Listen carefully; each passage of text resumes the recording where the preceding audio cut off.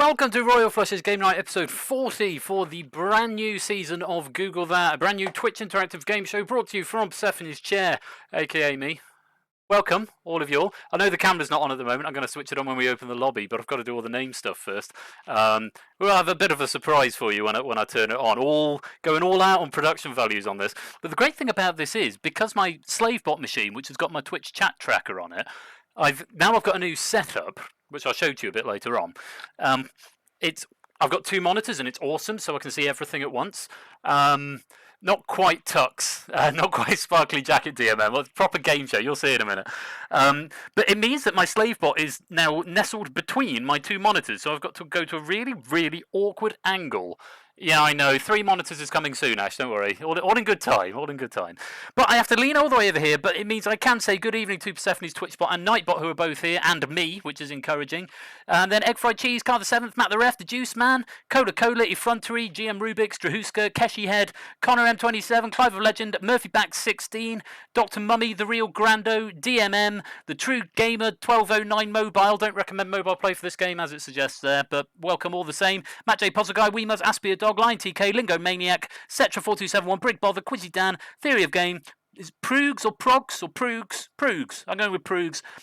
Puzzle Dan, 8 Minky, Awesome Quintuple 9, aka Line Piece, Itogi, Ash the Bash, Elias the Panda, all of you, good evening and welcome to the stream. According to the Twitch count, there's 46 of you here already, which is a little bit terrifying, but also extremely gratifying. So thank you. Sango Dave, welcome as well to the stream. And Shadowmain, good evening to you. That's okay if you can't stick around long, Shadowmain, no problem. Stick around for as long as you can. So, 2 games of Google That for the season opener. We've got 2 stacks of questions all lined up and proofed by the Panda, to whom I'm very grateful for his time. We're going to have Royal Flush's halftime show, which is the working title, the terrible working title that I'm going for. But there's going to be a bit of it's going to be more than just me saying announcements. There's going to be some other bits and bobs. But rather than doing all of the how was your day at the beginning, we're just going to jump straight into the stream, get on with the show, and then I'll do all of the how are you doing and so on later on. Flush's Halftime Festival, maybe. For now, though, if you want to come and play the game, you're going to need to enter the lobby code, and then 12 of you will be picked to come and play Google That. So let's open that lobby. UUDN, the code you need. Hello! I've gone full game show on y'all. Goodness me, you're going to fill up the lobby before the first thing has gone round the loop. That doesn't make sense. Thank you, Quizzy Dan. The thing is, I've got this nice attire on, and everyone's going ugh in the chat. It looks like everyone's going ugh in the chat, which is quite funny. Anyway, this whole game is played in whispers. You must whisper to set up. The only thing you can do is type the lobby code into the main chat. Thank you, Matt. Whispering to Persephone's Twitch bot if you get into one of the 12 hot seats. Can I explain the look? Well, I'm a game show host, Aspia Dog. It's a new thing we're doing, isn't it? It's a game show. It's a double bill game show with production rights and new monitors and other things that are going to be coming later on. So I thought I'd dress the part. Thank you to Juice Man. Thank you, Puzzle Dan. I'm just going to come a little bit close to the camera because I'm very proud of this knot in particular. Anyone who follows me on Twitter would have noticed me commenting on this when the Far Cry 6 trailer was released, because the character played by Gus Fring, or Giancarlo Esposito, was wearing this knot. Now I knew how to tie this knot already, and now he's appropriated it. Very Richard Whiteley, yes, thanks Connor. Yes, you have to hire your attire expectations now, Ash, absolutely. So this is called the Eldridge Knot. And prepare for Virgo's trick shot for Flush's magic show later. Put as many balls as you can, quite right. I'm keeping everything crossed that my internet doesn't decide to poo itself again and run the game, because this doesn't have any save features in it. So it'll just be starting again from scratch. No dad waistcoat on, yeah. I've got the jacket as well, but it is just so hot. But yeah, I thought a slightly pretty pattern suit with the garish shirt would work. This is one of my Ted Bakers, actually. I think I dragged out of the water. It's been so long since I've worn a suit. I thought I'd wear a nice one. For your... which one of Ash and Broil going for the gold jacket? So many people enter. How do I choose? It's RNG, Murphy Baxter. It is RNG. Will pick 12 people. I can manually tweak it so that I can see... I can sort of push people who have already or haven't played to the top, or exclude people who have already played from the list. I'm just going to do a little bit jiggery pokery on this now, just so we get a little bit of even balance going on, because I have the power to do that. You're not really a fan of suits? That's fine, Aspia Dog. I'm not asking you to wear one, to be fair, am I? You might. I don't know if you're just jealous because you don't look as good as me in suits. Because let's not split hairs about this. I think I do wear suits quite well. Maybe. Maybe. Anyway, 7, 14, 21, 28. Wow, 30 people in the lobby. This is amazing and encouraging, and thank you very much. Right, I'm going to give this one more loop of the thing if you want to come and join the lobby, and then we're going to lock it up and we will pick our 12 players. Yes, I'm a big lover of suits. I mean, in the summer they are a little bit unbearable, but you know, dress to impress. You know what I'm saying? Right, we'll let the elevator music go around one more time, and then we'll let RNG do its thing. And yeah, this isn't the magic trick, so this isn't just me shuffling cards. So, Google that. If you haven't played before, all the instructions will be on the screen for the round. It's done entirely in whispers to Persephone's Twitch bot, so you don't need to type anything publicly. Although if you type exclamation mark... Yeah, I know, I realise that, Matt. Exclamation mark followed by a message in public chat, it will populate on your podium if you're in.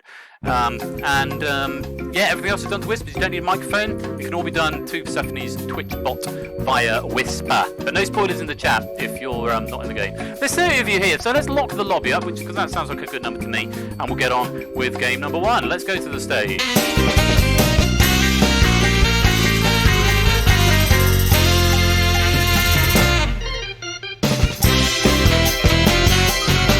Incidentally, if you see me looking over there a lot, that's because that's where my control monitor is, and my screen monitor is here. So, let's populate those podiums and find out which 12 players are going to be in the game this evening. The first game tonight, we welcome to the stage, let's populate those, yeah, host podium with question cards and everything, Quizzy Dan. Let's populate those podiums. And first up tonight, up in the top right-hand corner on the yellow podium, DMN JRB. Welcome to the game, Dave. Lovely to have you here. Welcome, welcome.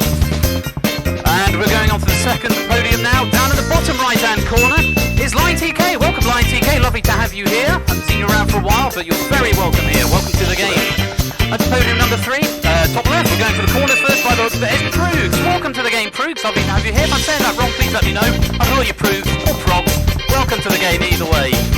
First one on the middle row, on the blue podium there, it's Togi. Welcome to the game, it's Togi. Lovely to have you here. Thank you for joining us. Exclamation mark followed by a message in public chat if you want your message to appear on the stage. Front and centre then, it's Quizzy Dan. Hello there, Quizzy Dan.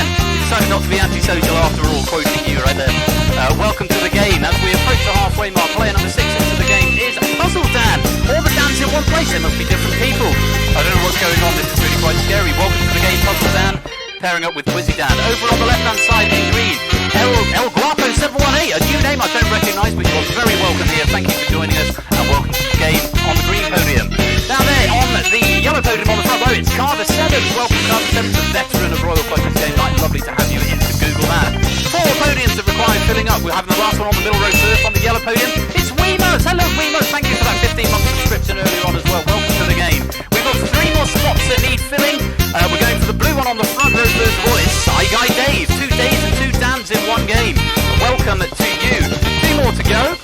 The first one to be filled is from Jeremy Corbin Corner on the far left. It's a front 3. Welcome to the game of front 3. Lovely to have you here. And finally, gliding over all in the centre at the back this week, it's Dogfish44.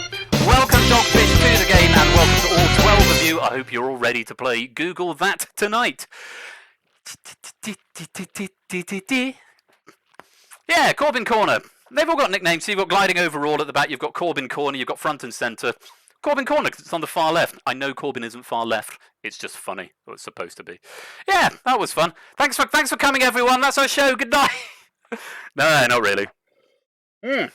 So, 12 players into the game. If you haven't been selected, don't worry. We're going to have another game a little bit later on. In the meanwhile, stick around for the banter. If you are in the game, exclamation mark, make music quieter. Is it too loud? Or is maybe the headset's too quiet? I can turn it down a bit. I don't want to turn it down too much. But is the music a bit loud? Okay, I will just nip that down just sort of. Well, I'll turn the desktop audio down just slightly. Notes made in internal. Yeah, that's probably. I just need to turn the raw file down.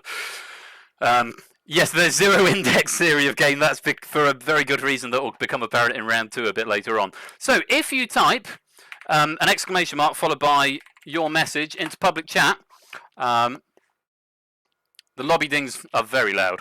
I don't have control to everything separately. I'll have to change all the files. I'll do it over the next week. There you go. You get a little message. I'm just hoping I'm not spiking. Is the main thing. I've got. Yeah, thank you, Atogi. Let's keep it PG-13 if we can. That'd be grand. And I'll be very grateful to you. Because I can replace players now. I've fixed that. So if anyone steps out of line, I can just replace you with someone else. Yeah. I got little flamingo cufflinks. Or toucan cufflinks, not flamingos. They were an anniversary present from my wife. Yeah. But I am going to take them off because it is baking. Right. We're going to get this show on the road and underway. Welcome everybody who has just joined to the game in the chat. Lovely David will take the money. Well, not yet, Progs. You've got a few things to do before we get to that position. So let's begin the round. Round 1 is the early bird, and we're grateful to David J. Bodicum for all his help in condensing these messages and getting them down to a reasonable, readable size. So you're going to get a multiple choice question. You need to answer it, and bear in mind the question is going to appear in the chat first. This is a general thing for this game.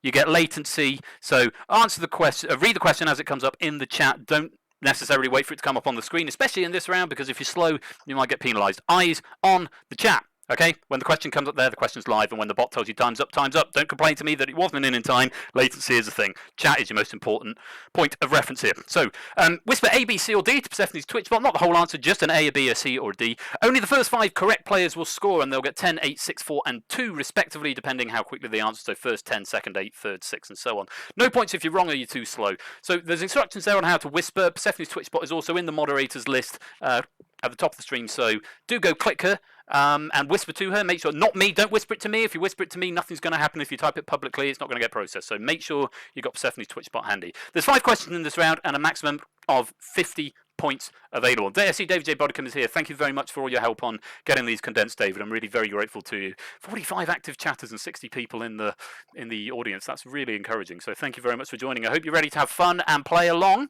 No spoilers in the chat. Let's leave it to our players. Let's go pre-question 1. If you're ready, no need to be nervous, Puzzle Dan. It's all in good fun. Keep your eyes on the chat. The first question is going to be coming. It sounded like that speed guy from the American Express commercials a little bit.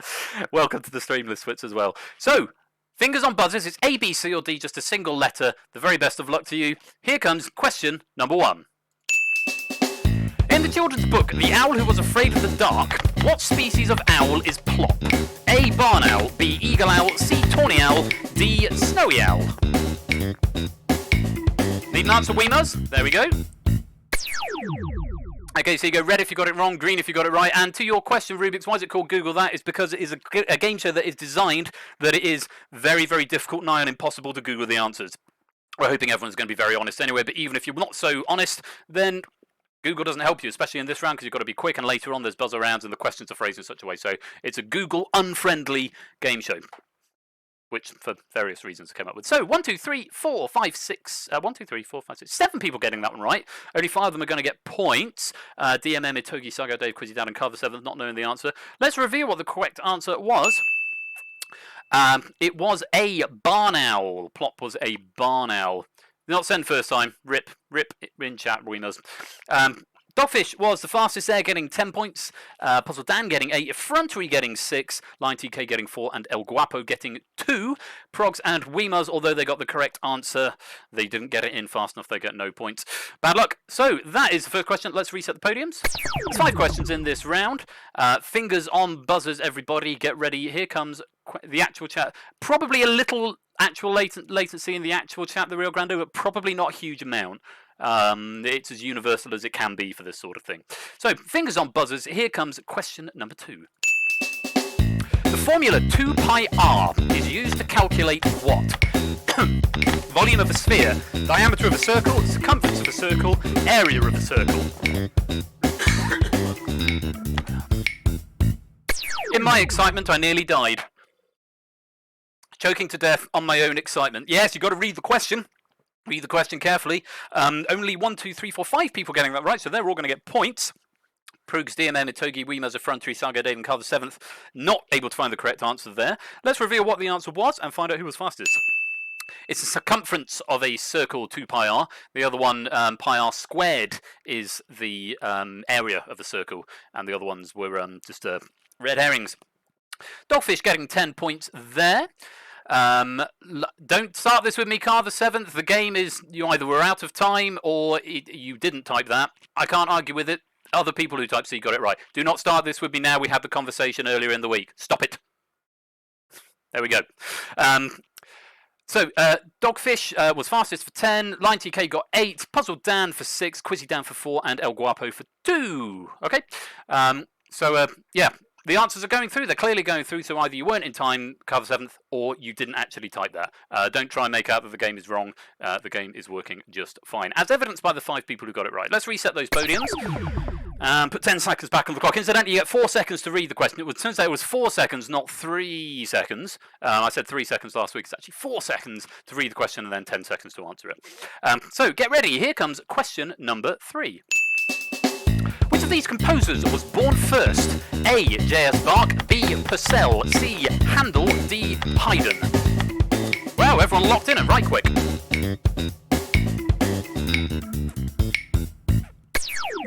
Oh, only 2 people getting that one right. Yeah, a little bit tricky. This is in my sort of ballpark, the classical music there. Only Weemers and DMM getting it right, so they'll get 10 and 8 points. But who will get those points? Let's have a look at what the correct answer was. It was Purcell. Yeah, Purcell was born quite a lot earlier, 1730-something. The next one was Bach and Handel, who were both born in 1750. DMM getting 10 points there, and Weemers getting off the mark with 8 points. Per who? Yeah, quite. Henry Purcell, English composer. He's an okay composer. He's growing on me as I get older, to be honest. Let's reset the podiums. And we're going to have question 4 coming up. There's still a few people yet to score, but don't worry, it's only round 1. Progs, Itogi, Carl the 7th, Sagar Dave, still waiting to get some points on the board. Here we go. Here comes question number 4. Which of these TV shows did not star Rowan Atkinson? A. Blackadder, B. Mr. Bean, C. Red Dwarf, D. The Thin Blue Line. There's an answer from Saigo Dave, everyone in. And most of us getting that one right there. Dogfish, Togi, and El Guapo failing to find the correct answer there, but everybody else getting it right. But only 5 of them are going to get points. Let's reveal what the correct answer was. Most of us knowing it was C, Red Dwarf. And who's getting points there? Weemers is getting 10 points. And Effrontery, 8 points. Quizzy Dan getting 6, Line TK getting 4, and Carver 7th finally getting off the mark, getting 2 points. Unfortunately, Progs, DMM, Puzzle Dan, and Saigo Dave, you were right, but you just weren't fast enough. Bad luck, no points for you, along with El Guapo, Itogi, and Dogfish. There's one more question in this round. Let's reset the podiums and get ready for question number 5. Here we go. Which of these is not a type of champagne? A. Bollinger, B. Krug, C. Hennessy, D. Veuve Clicquot. There's everybody locked in. And again, most people getting that one right. Saigo, David, Togi, and Puzzle Dan failing to find the correct answer, but everyone else seeming to know the answer. But only 5 of them are going to get points. Let's reveal what the correct answer was. Oh, I'm going to click that one. Let's reveal what the correct answer was. Yes, it's Hennessy. Hennessy is actually a type of brandy. A brandy, not a champagne. Who was fastest? Weemers for 10 points again, going up to 28. Line TK getting 8 points. Effrontery getting 6. DMM getting 4. Quizzy Dan getting 2. And again, Prog's getting the right answer, but not getting enough points. Not getting it fast enough, rather, so no points, along with Dogfish, El Guapo, and Carb the 7th. Too slow, I know. Keep your eye on the chat. You've got to get your letter in right quick. What's happening in the chat? Okay. Let's, well, that's the end of the round, so let's take a look at what that has done to the scores at the end of round 1. Oh yeah, you get repositioned.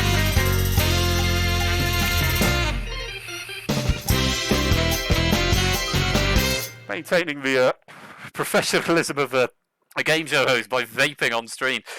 So onto the top row. Weemuz is in the lead with 28. Lion TK now gliding overall in the top and the centre, and Dogfish, the third player, on the top row with 28, 24, and 20 respectively. Although Effrontery and Dogfish are tussling for that third place spot right there. And actually, Effrontery is a bit upset that he's not on the front row. I think when it sorts it, it goes by score and then alphabetically, I think, effrontery, so that's probably why. I might be wrong, don't hold my feet to the fire on that, but that does look to be consistent with... Oh no, that's not consistent with Prug, Zatogi and Sagar Dave, so maybe it's to do with the order you joined. Who knows? Anyway, there's all still to play for. Prog, Zatogi and Sagar Dave are still yet to score, but all of that can change as we go on with the game. Let's go towards round 2, and as you know, or may not know if you've not played before, round 2, stop knocking into your computer, Ben, before you bring the whole thing crashing down. Round 2 is Taboo.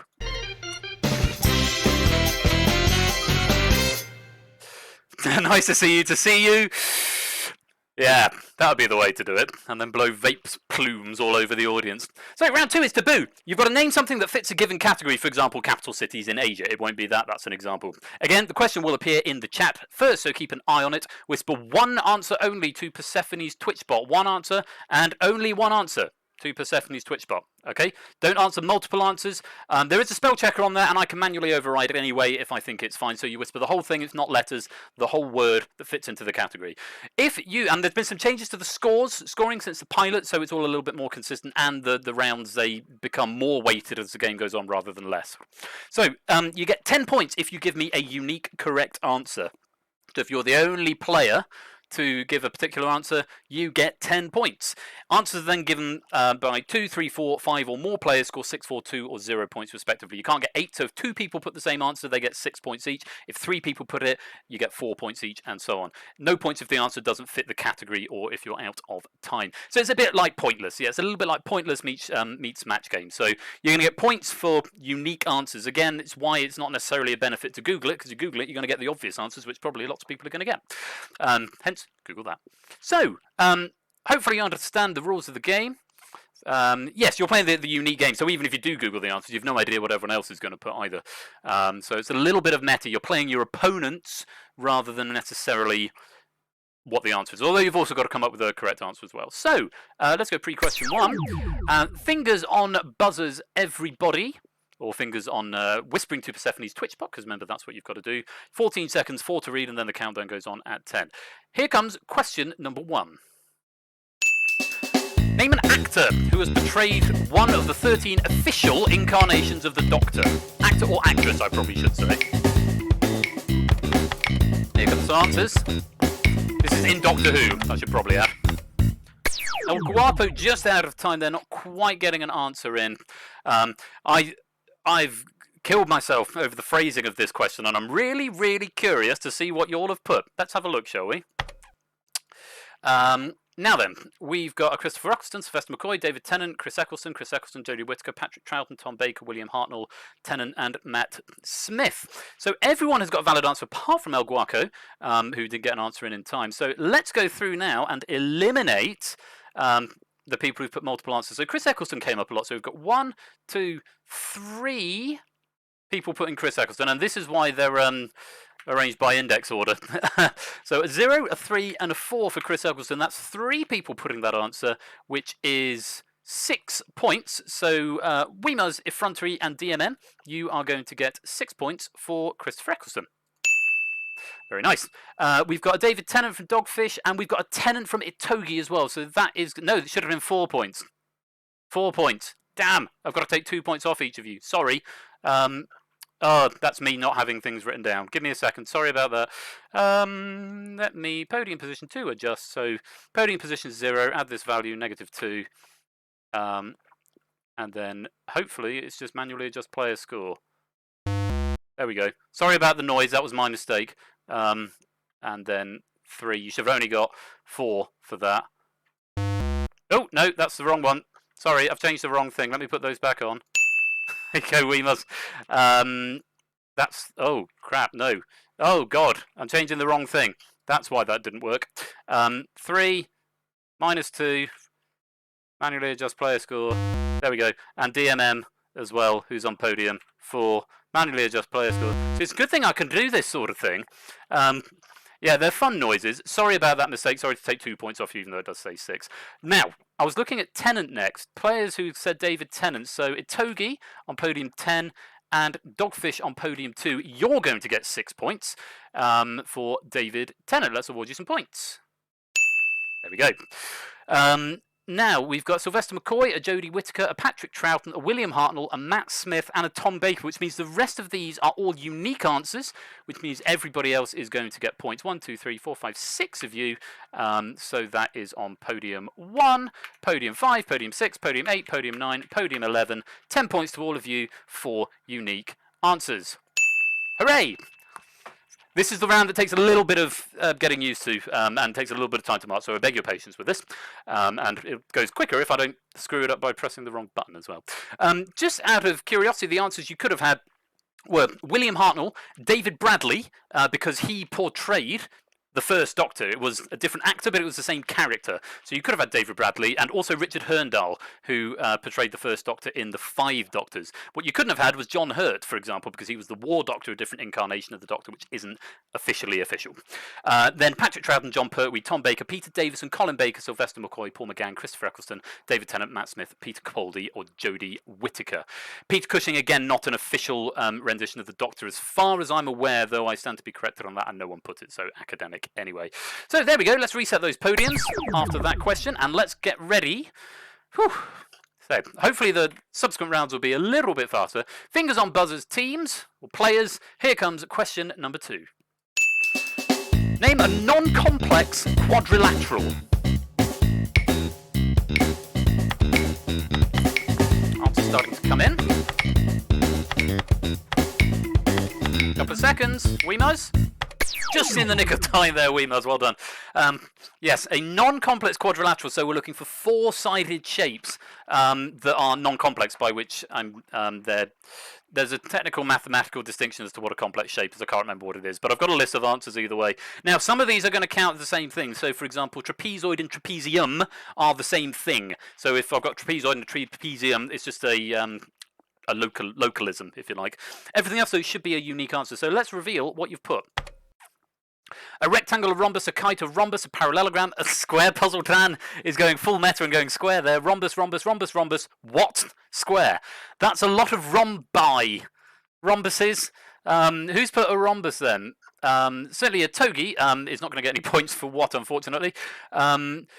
There's a rhombus on 1, 2, 3, 4, 5. There are 6 rhombuses. So anyone who put rhombus, I'm afraid you're not going to get any points because that's far too many. So podium 1, podium 3, podium 6, podium 7, podium 8, and podium 9, and of course podium 10 for what? You are not going to get any points. Sorry. Now, let's look at what else we put. Square is a non-complex quadrilateral, and Puzzle Dan and Sci Guy Dave, you can indeed have points for square. So on podium 5 and podium 11, you're going to get 6 points because it's a shared answer. 6 points to you two. And rectangle, kite, and parallelogram are all unique answers. Nicely nice. So you see how this game works. Sometimes the obvious answer is the one you get if people are all going for the complicated one. I love the meta of this round. It's so fun. But 0, 2, and 4, DMM, Weemers, and Dogfish all giving unique and correct answers there, incidentally, I should add, for a non-complex quadrilateral, 10 points each. And incidentally, the answers you could have had square, rectangle. I would have also accepted oblong as a different shape on conversation with the panda. I wasn't sure if to count rectangle and oblong as the same thing, but he convinced me they should be different. Likewise, rhombus and rhomboid were classed as different. So rhomboid would have been worth 10 points if one person had put it. Parallelogram, trapezoid, and trapezium, which would be the same thing, and kite. So those are your answers that you could have had. Let's reset the podiums. Apparently oblong does not. I thought oblong and rectangle was the same thing, Connor. I was going to count them as the same. Panda convinced me they were different. But again, academic in this case because no one went for rhomboid. Let's reset the podiums. See, this game, your luck can change just that easily, and the scores are getting pretty wide. Let's have a look at the next question. Fingers on your keyboards, get ready. Here comes question number 3. Name a band or artist who have had 10 or more separate songs appear as UK #1 singles. Couple of seconds. Togi just out of time there, so is not going to get any points for this one. Let's have a look. Yeah, Panda Convince, absolutely. When in doubt, go to the math teacher. Let's have a look and see what you're putting. Togi not getting an answer in time. So we got Take That, Tiny Temper, The Beatles, Westlife, Rolling Stones, Ed Sheeran, David Bowie, Queen, Oasis, Michael Jackson. Now, could be the first one we're going to get some answers wrong. Interestingly, nobody's put Elvis Presley. The Beatles is the correct answer. Westlife is a correct answer. And Take That is a correct answer. And I'm pretty sure everybody else is wrong. So let's just go through this and make sure that I'm above board on this. Take That is a correct answer, Weemers. We'll come back to you in a minute. Tiny Temper, I'm afraid, is wrong line, TK. The Beatles is correct, Dogfish and Effrontery, as is Westlife. The Rolling Stones is wrong, Puzzle Dan. Ed Sheeran is wrong, Quizzy Dan. Yeah, Ed Sheeran does feel like it should be right, but unfortunately not. David Bowie, good guess, El Guapo, but not correct. Queen, good guess, Car the 7th, but also not there. Oasis, you would have thought... Progs, but no, apparently not. 10 no answer given. And Michael Jackson, again, what seems logical, but unfortunately not a correct answer. I'm afraid you get no points. Bad luck. However, the Beatles is a correct answer, so I can award 6 points each to Dogfish and Effrontery for saying the Beatles. Have some points. And Westlife and Take That are both correct answers and unique, so you guys are going to get 10 points. Nicely done. So the full list of correct answers. I couldn't tell you exactly how many Queen have got Car, but it's not 10. The ones that do have more than 10, in order of most to least as well. Elvis Presley, who's got the most, about 23. The Beatles have about 17. Cliff Richard's got about 15. Westlife have about 15. Madonna, I think, had 13. The Shadows, I think, had 12. Take That, I've got 12 or something like that. Calvin Harris has got quite a few. And Eminem have all got 10 or more number one. I've had 10 or more separate songs as UK number one singles. So, those are the correct answers. Let's reset the podiums. And all get ready. There are 2. Yeah, Calvin Harris, Let's Go Scotland. Yeah, apparently Eminem. Eminem has had 10 number one UK hit singles. Who would have thought? Let's go on to question number 4. Here we go. Name the largest city by population in one of the G8 member countries. Hello, Vroom. Welcome to the stream. Yes, I'm a little bit busy hosting the game, as you may imagine, so apologies for missing you. And Line TK and Saigo Dave, not quite enough time to get an answer in. And yeah, Saigo Dave, it needs to go to Persephone's Twitch, but not into public chat. Bad luck. That would have been a correct answer, incidentally. Let's have a look and see what you all said. Okay, we've got a London, a Moscow, a Berlin, Moscow, Brussels, Beijing, Beijing, Moscow, Berlin, Berlin. Okay, so first of all, let's go through and remove the incorrect answers. London and Moscow are both correct answers. Berlin is a correct answer. Brussels is not a correct answer, I'm afraid. Beijing is also not a correct answer, Quizzy Dan. You'd have thought, but China are not in the G8. Likewise, El Guapo, China not in the G8. Moscow again correct, Berlin and Berlin correct. But no, Beijing, China are not in the G8, and neither is Belgium, Puzzle Dan. So I'm afraid you get no points. Now, as to answers that are shared, we've got 1, 2, 3 people saying Berlin, so that's going to be worth 4 points for 3 people. There should be a way that I can actually automatically adjust the points to award thing, depending on how many people are in the list. I'll put that in, note to self. So podium 3, podium 9, and podium 3, podium 9, and podium 10. 3 people sharing Berlin. You're going to get 4 points. 3 people also putting Moscow, so I probably could have done that in the same pass, but never mind. Podium 2, podium 4, and podium 8. Moscow is indeed the largest city in Russia, which is a member of the G8. So you get 4 points as well. As to Weemers, absolutely bang on. London, largest city in the UK, which is a member of the G8, and you're the only person to put it, which means you get 10 points. Nicely done. The answers you could have had there were New York for the USA, Rome for Italy, Moscow for Russia, Tokyo for Japan, Berlin for Germany, London for the UK, Toronto for Canada, and Paris, France. The 8 countries that make up the G8. It's a political body of some sort, for those of you who aren't sure. Tokyo was there. But no one put it, but yes, Tokyo and New York City were the correct answers. Right, let's reset the podiums. We have got one more question rather to get through before we end the round. So, Fingers on buzzers. Weemus is just starting to pull away a little bit, but I don't know if he's going to be able to maintain that lead. Let's find out. Here comes a question. Thank you very much for the follow as well. Asapar2312, welcome to the stream. Lovely to have you here. Fingers on buzzers. Here comes question number 5. Name an artist who sang the title credits song to a James Bond film starring Roger Moore. It's a double layers question. You have to join the lobby at the start of the next game, Aspera. We're already in the middle of this game, so stick around. The next game will be sometime after 9 o'clock. Weena's just getting an answer in time there, but Effrontery, Puzzle Dan and Itogi running out of time. But everyone's got an answer in. Let's see what they put. I'd be really curious. Yeah, I quite like this question, 8 Minky.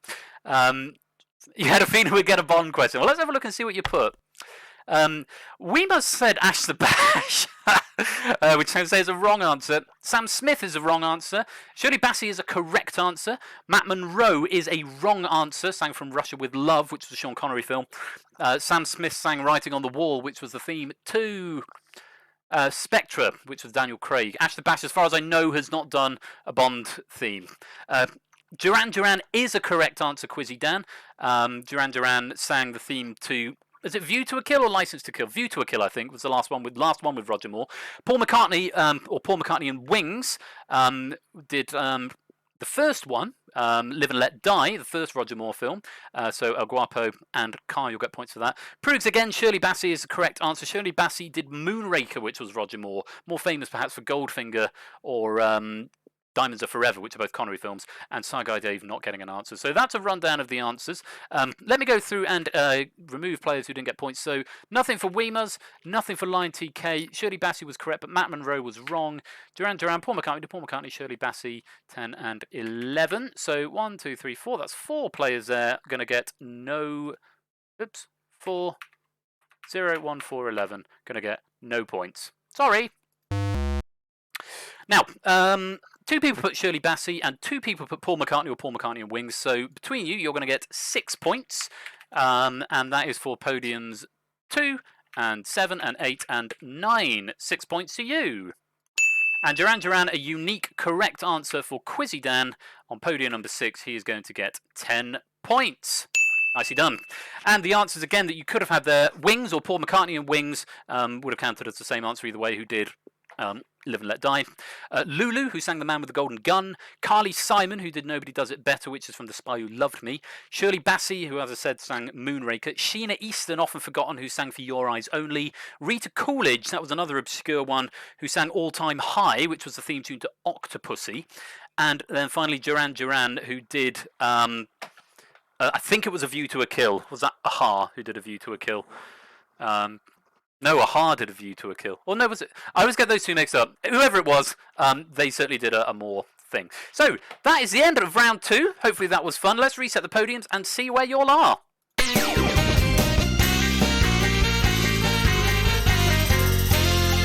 View to a Kill. Thank you, Brig. With a view to a kill. Aha did The Living Daylights. That was it. And License to Kill was Gladys Knight. Those 3, for some reason, I always get them mixed up.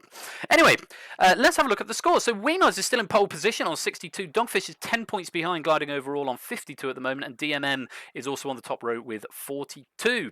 We've got Dans next to each other as well, a 32 and a 30 for the 2 Dans. And they're joined on the middle row by Effrontery and Line TK, who are on 34 points each. Bottom row, Carl the 7th, 22. Progs on 20. Saigar Dave, 16. El Guapo on 10. And Itogi on 10. But everyone is now off the mark.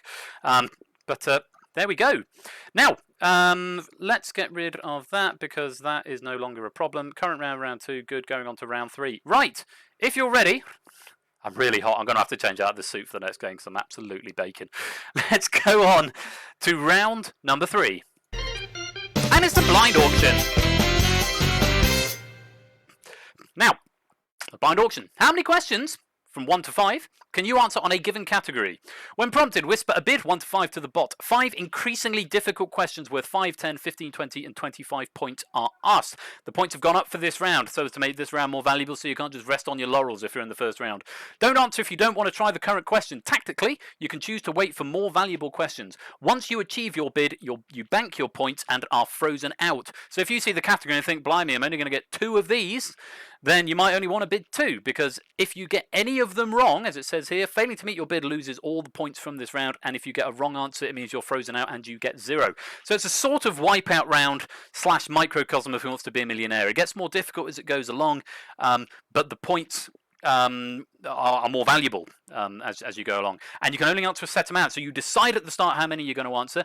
If you don't bid anything for whatever reason, then you're automatically given a bid of 1. Once you have achieved your bid, you are frozen out and cannot answer any more questions, but your points are banked and safe. If you get to the end and you haven't answered enough questions, then you don't get any points for the round. So if you bid 5 and then get one wrong, you know you're not going to get any points for the round. If you bid more than 5, incidentally, it won't process your vote. It'll count it as though you haven't voted. And again, only answer one question. No, you answer as many questions as you like in the round, Dan, but you have to decide at the beginning how many questions you're going to answer. Okay? So if you see the category and think, I'm only going to know one of these, because they start easy and get harder, then only bid 1. All right? But you don't have to answer. So if you bid 2 and you see the first question and think that's too easy, I'm going to wait for a harder question, you can do that. Hopefully, you'll get the hang of it as we go. So let's go pre-question. And again, you get 4 seconds to read and then 10 seconds to cast your bid. So this is the bidding phase, and the whole round is going to be on this one subject. So decide, when you see the category, how many are you going to answer between 1 and 5. And again, just whisper the number to the bot. If you're all ready, here is the category for round 3. 1 to 5, what are you going to bid? Whisper it to the bot. Here's the category. Fruit and vegetables. It's the missing vowels round. Get a bid in, guys. Got to get a bid in. Effrontery, get a bid in? No. So effrontery is only going to get 1. Wow. Okay. Everyone's only bidding 1. Fair enough. Everyone is only going to bid for 1 question, which means once you've answered it, you're out. So the questions get more valuable as they go on, so you might not want to answer the first.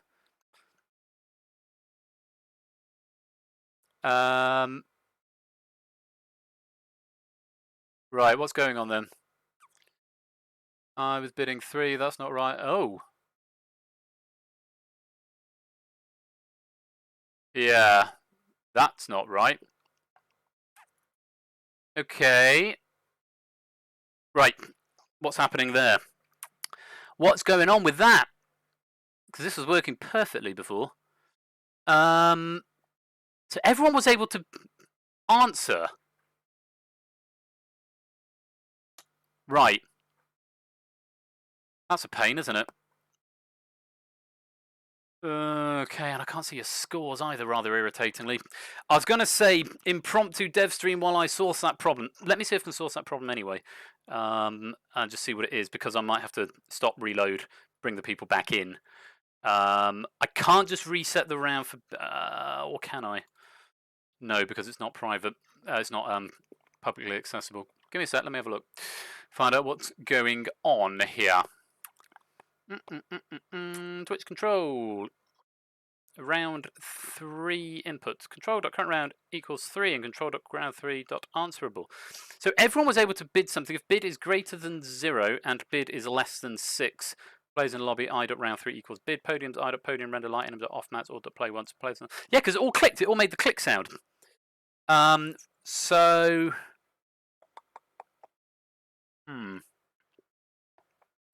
Good question. I'm less inclined to cancel the game, so let's just do... Yeah,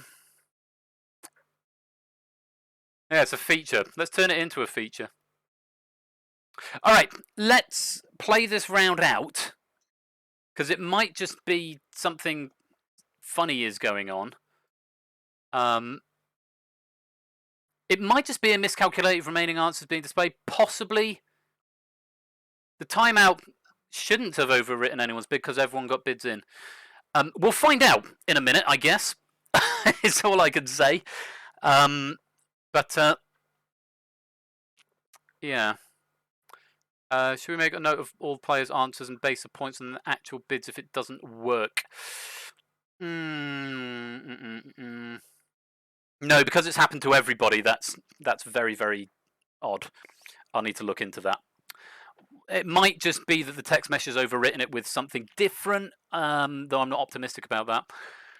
Let's run the round and see what happens. Apologies for this. If anyone actually did bid one, maybe bid on the first one, but yeah. Suppose you would if your bid worked. Well, no, because the problem with that is once you're frozen out, if you answer the first question, then you're frozen out and can't answer any more, so it's going to affect points. I'm not sure how to play this, because if it's a bug, then I've not only got to fix it, I've also got to keep track of scores. And... oh, crap. Alright, what I'm going to do, I'm going to play it. We're going to play the round out and see what happens, alright? And if everyone gets this first one, then I can always go back to it, and this first one could be a freebie. So here we go. Fingers on buzzers, whispering what you think the answer is. It's something related to fruit or vegetables. It might not be specifically a fruit or vegetable, but it will be related to fruit or vegetable or contain a fruit or vegetable, but the vowels have been removed, as have the spaces. You've got to whisper it correctly to the bot. Here we go. Here comes question number 1. And I'm not going to read these. This is a 2-word answer, though. If anyone's going to answer. If Frontery's whispered an answer.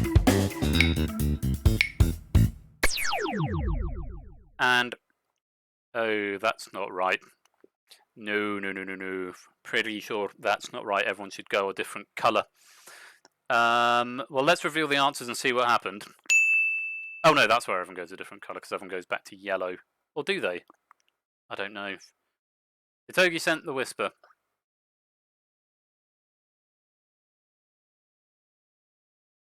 Yeah, there's your bids. So what's going on with that? What? What? What? Oh my god. Is it playing one bit? No, because Effrontery's locked out now. I have no idea what's happening now. I'm just going to... let's just play it on and see what happens. But if people are whispering... yeah, yes, thank you, Aspie. I'm aware of the problem. We're trying to ascertain what the problem might be. Did Effrontery run out of time? Did anyone bid 5? Okay. Well, let's reveal the answers. We've done that, and Effrontery has gotten 4 points for that, so let's reset the podiums, I think is next. Yeah, so Effrontery is now frozen out. It feels like it's on... hang on. Because if I've done something as stupid as this... because what I did earlier on, I accidentally changed the round number, and I thought I'd put it back, but I've now got to check. What if it thinks we're on round 4? Is now my worry. No, round 3 is round 3. Controlled at round 3, ready for category.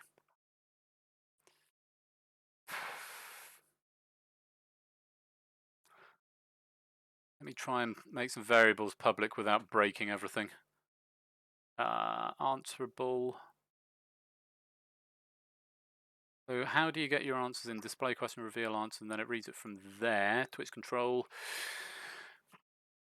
If current round 3, if controlled at round 3, ready for category, return. If it's ready for category, return. So it shouldn't be ready for category for int. If ID, username, player name, and answer submitted is blank. I know why it's done that, because it's not updated. Something has gone very wrong there. It would have had your other thing as your answer. So that's the reason Effrontery could answer, because previously he hadn't got a bid in. So his answer was not blank. So for some reason it's not resetting bids, or it's resetting things in the right... I have a feeling it might be resetting your bids before it actually updates your bids on the mesh, which is why everyone got set to 1. That's all I can assume, and also the reason why that's happened. That is bizarre.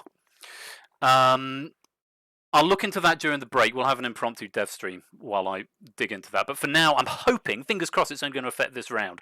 So you've only got one question. You can only answer one question on this round. Hopefully, more than one person will be able to answer on this next question. So, yeah, stand by. Fingers crossed. Here comes number 2. Execution order issue. Might be Ash. Let's have a look. Question number 2. See what happens. What is that?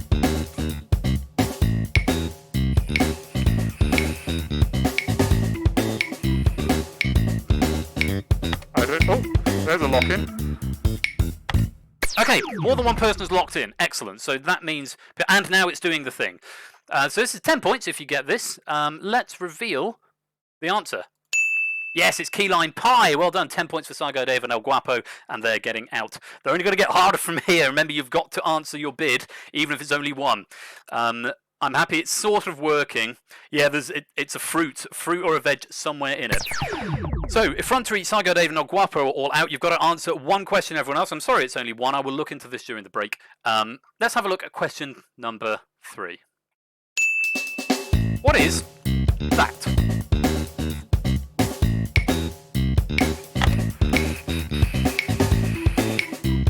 Some answers coming in. 15 points if you get it right. Dogfish, Quizzy Dan, Puzzle Dan, and Itogi either don't know or they're waiting for more points later on. Let's reveal the answers. Carl 7's going for aubergine squash.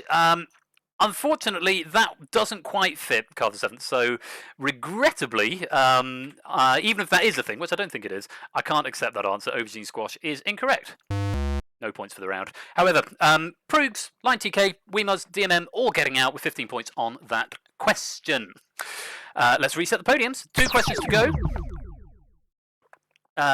Dogfish, Quizzy Dan, Puzzle Dan, and Itogi. You've still got to get an answer in. Here is question number 4. What is that?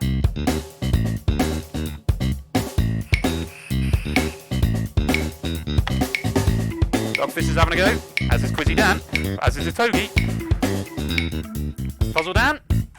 No, Puzzle Dan's going to wait for the 25-point question. Best of luck to you. It is disgusting. Is that your answer?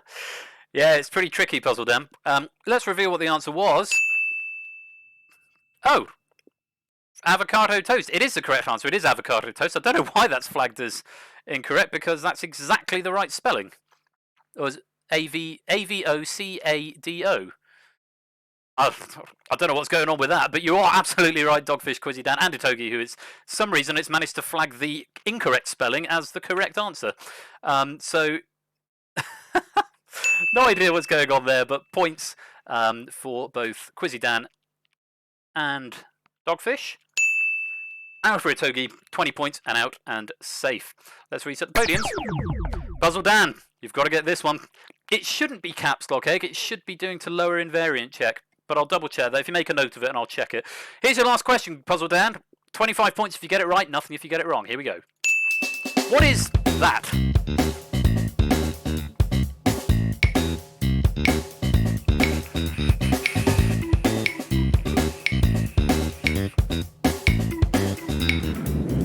Nope. Nope. Not there, unfortunately. This one was particularly brutal. I had absolutely no idea what this is. Jabuticaba. Jabuticaba? Guess they counted out at 20. Absolutely right.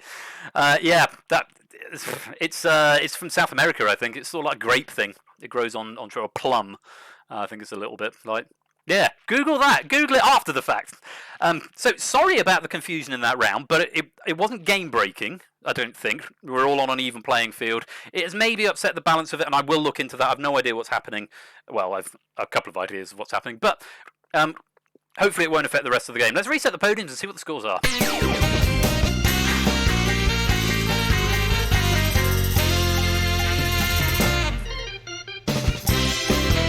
Brazilian grape tree, that was it, Apple Cars, Brazilian. So, at the end of the rather unorthodox and spontaneous round 3, Weemuz is still in the lead, but Dogfish is narrowing that gap down to just 5 points, and DMM is also on the top row still. Weemuz, Dogfish, DMM 77, 72, 57. Quizzy Dan on 52, Line TK 49, Effrontery 39, Progs on 35, Puzzle Dan on 30, Itogi on 30, Saigo Dave 26, Car on 22, and El Guapo on 20.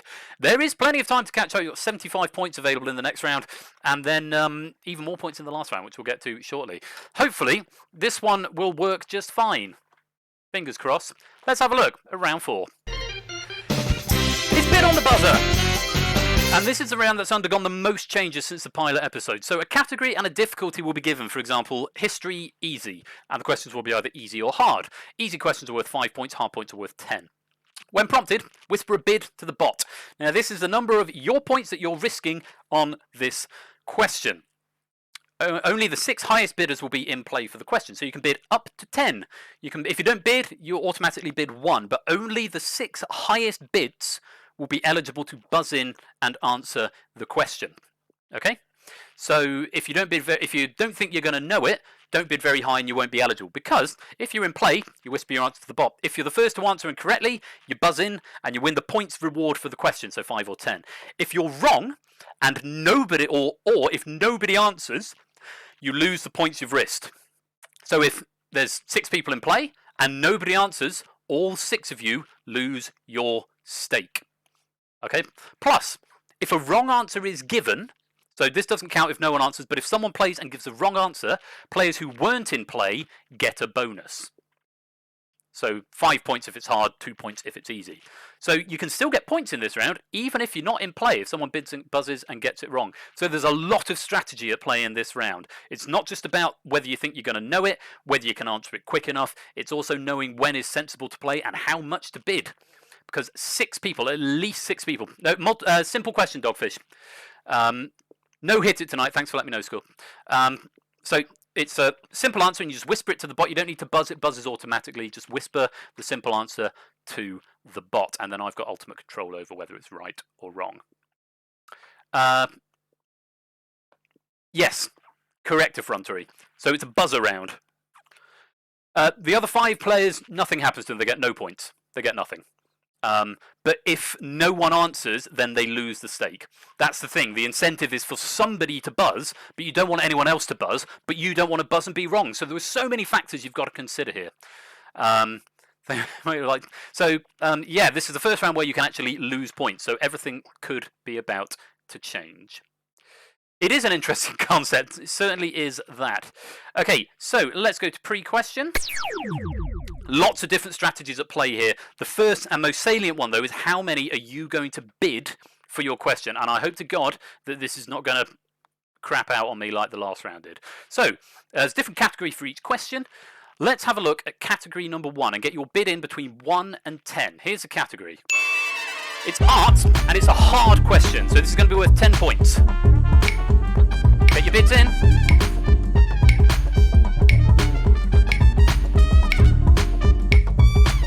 Oh no. Please tell me that just nobody bid. Oh no. Shit. Okay, well, that's all not working. And again, I'm going to hope that it's just for the first question. Yeah, but there are different classes, Matt, so... Well, let's play it out, because you've all got you get 10 points if you're right, and you lose a point if you get it wrong. Let's play it out, and maybe again it'll just do the thing like it did last time. Maybe it's just the first question that is particularly bought. Because this one, it changes as it goes on. So that's all I can do, short of stopping the game, which I really don't want to do because there's no save system at the moment. Let's have a look at the first question. Whisper to the bot if you think you know the answer. Which art movement featured painters such as Caravaggio, Rembrandt, and Vermeer? Dogfish is going to buzz and go for 10 points. He's saying realism. He's only got a point to lose if he's wrong, but he's going to give 2 away. Oh no, because everyone was in place, so he's not going to give anything away. Yeah, it's a buzzer. Buzzer round, Dogfish. Is the answer realism? Let's have a look. No, it's Baroque. Baroque, unfortunately. So we are going to reject that answer. You're going to lose a point just there. Let's reset the podiums, and it should automatically adjust the positions all the while. Hopefully you'll be able to bid now. No, not multiple choice effrontery. Nope. Simple question. Okay, get ready for question number 2. I'm hoping the category will let you bid this time. If not, we're just going to have to play this as a 1-question round, and it's going to suck. But you type your answer, Raspy, and it buzzes for you automatically. Right, let's have a look at category number 2. It's history, and it's an easy question. 5 points. Bids?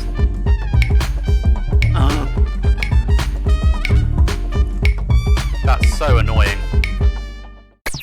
Yeah, I figure people are bidding. By the time it comes up to the second time, then we can't just write that off as the first question. What in the hell is going on? This is what the pilot was for. It worked in the pilot. Right, what's happening? Twitch control. I'm going to put some debugs in here. If I put some debugs, so it runs the risk of crashing the game out, which I really don't want to happen. Try message out in bid if. Don't know yet, Puzzle Dan. ID username is players in lobby and players in lobby.round for bid. Right, I'm just going to try something that I can override here. Let's see El Guapo. It's a 5-point question. And I just want to see if... No, because you can buzz. You can definitely buzz. It's the bidding that isn't working. Round 4. Bid equals bid. Podiums I don't really like on him off. So it's obviously not getting into there. Else players in lobby I. Unless it's just not passing it. I'm going to add a debug line and hope it doesn't store the whole thing.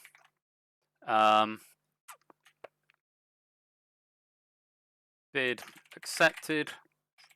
Yeah, normally when I make changes to the build when it's running, it flakes out. So I'm not going to press the save button. Bid not accepted. I'm just going to defer to Ash just for a second on this. Ash, if I make a change to this build while it's running, is it going to wig out on me? I don't know why it does that, because you seem to be able to change the base code in your games, but whenever I do it, I get exception errors. Cause things to happen, right. That's very annoying. Do I want to risk things?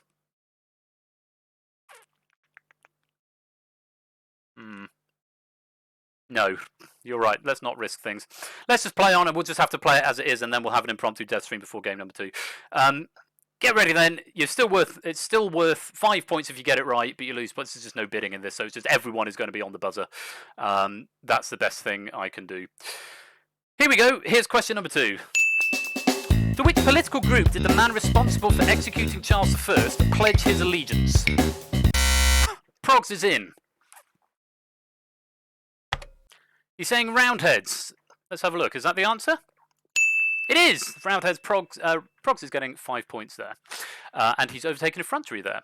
So, yeah, I'm a little bit sad that this isn't working. But hey-ho. Well, doing it live, this is what happens. Well done, Progs, getting the right answer there.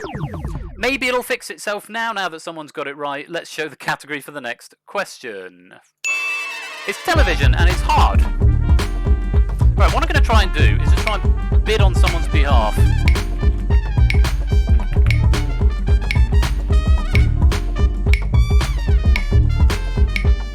No. I was just trying to bid on someone's behalf manually, and it's not accepting it at all. So it's obviously just not going into it. No, it's to do with something more inherent to do with the bidding system isn't working. I don't know exactly what it is until I can get inside and test it out. But never mind. Here's another question. It's for 5 points. In which decade? No, it's not. It's for 10 points. In which decade did the UK soap opera that features the Sugdens, the Dingles, and the Tates first air? Puzzle Dan is in. Emmerdale, he's saying. Yes, this is a good example of RTFQ, I'm afraid. It is Emmerdale, but it didn't air in the decade Emmerdale. It aired in the 1970s, I'm afraid, so that is not the right answer. You're going to lose a point there. Let's reset the podiums. Actually, is this better? Everyone being on the buzzer and everyone losing a point if you get it wrong? I don't know. I prefer my version. Let's show the next category. Here's category 4. It's cinema, and it's a hard question. And yeah, apparently there's no bidding, and I've tested that as well, and I don't know why. So round 3 and round 4 are balked, apparently, even though they were working last week, so let's have a look at the question. Either way, it's still going to be worth 10 points. Here we go. Which film composer regularly collaborates with the director who brought back Star Wars in 2015? DMM is there. He's going for Williams, as in John Williams. Is that the right answer? No, it's not. It's Michael Giacchino. Although it was John Williams who did do the soundtrack to Star Wars, he's not the one who regularly collaborates with J.J. Abrams. He only did it for Star Wars. J.J. Abrams' regular collaborator is Michael Giacchino. I'm afraid that is not the right answer. You lose a point. Reset the podiums. Here comes category number 5. It's medicine, and there's 10 points available. It's a hard question. And of course there's no bidding, so I'm just sort of having to talk over this slightly dead time at the moment. Bidoo. Yes, and it's very much an RTFQ round. Okay, fingers on buzzers, here comes question number 5. Who pioneered the vaccine for the disease which was last naturally diagnosed in October 1977? Quizzy Dan is in. He's saying Jenner. Is that the right answer? Edward Jenner. Yes, it is the right answer. I'm going to condone that. And the vaccine in question, do you know what the vaccine was, Quizzy Dan? Do you know what the disease in question was? Yes, it's smallpox. Very good. Edward Jenner there. Absolutely the right answer. I'll condone that. You get an extra 10 points. Lovely stuff. Let's reset the podiums. Quizzy Dan's fought his way onto the top row, which is very exciting. So let's reveal the next category. Can Manny impose a larger penalty for incorrect buzzers? I could do, actually, David. That's a really good point. It would be a bit of a faff to go around and give the... well, no, because everyone's in, so it sort of changed the fabric. But yes, incorrect answers, I could go and give a larger penalty, but I don't know what people have bid, so it might be a bit unfair. Let's have a look at the next category. It's animals, and it's an easy question. 5 points.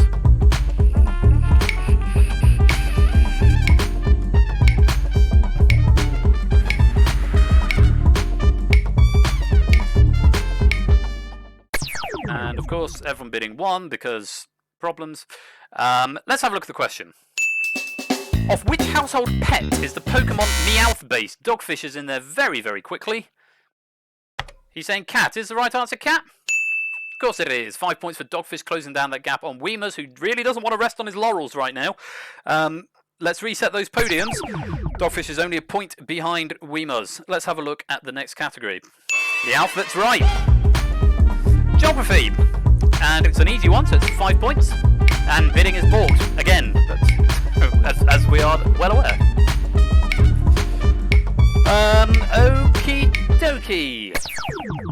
Everyone in for a point. Let's have a look at this question. It's worth 5 points. What is the capital city of the second most populous country in the world? Effrontery. Going for 5. He's saying Moscow. Is the answer Moscow? No, it's New Delhi. Second most populous country in the world is India, and the most populous, the capital city of India is New Delhi. That's a question that takes a little while to pass, but unfortunately it's not the right answer. You're going to lose a point. Let's reset the podiums. Here comes category number 8. It's literature, and it's a nice easy one for 5 points. It's still quite a way, Quizzy Dan, I checked. China's approaching 2 billion, India's about 1.2, I think. There's like 1.8, 1.2, something like that. Okay, so that's the academic fanfare for the bidding. Here comes question number 8. Who are the novels that form the basis for film starring Robert Pattinson and Kristen Stewart? Card 7th. You're saying Mayer. Let's reveal, is that the correct answer? It's Stephanie Meyer, but I am going to allow that. That is close enough for me. If it had just been the surname, that probably would have been condoned as correct, so I will give that to you for 5 points. Card the 7th, nicely done. Moving up a place there, Card the 7th with those 5 points. It's tightened at the top. Weemuz is a little bit resting on his laurels, possibly because there's nothing to lose in this round because everyone's automatically in. Let's have a look at category 9. It's computing. And it's a hard question for 10 points.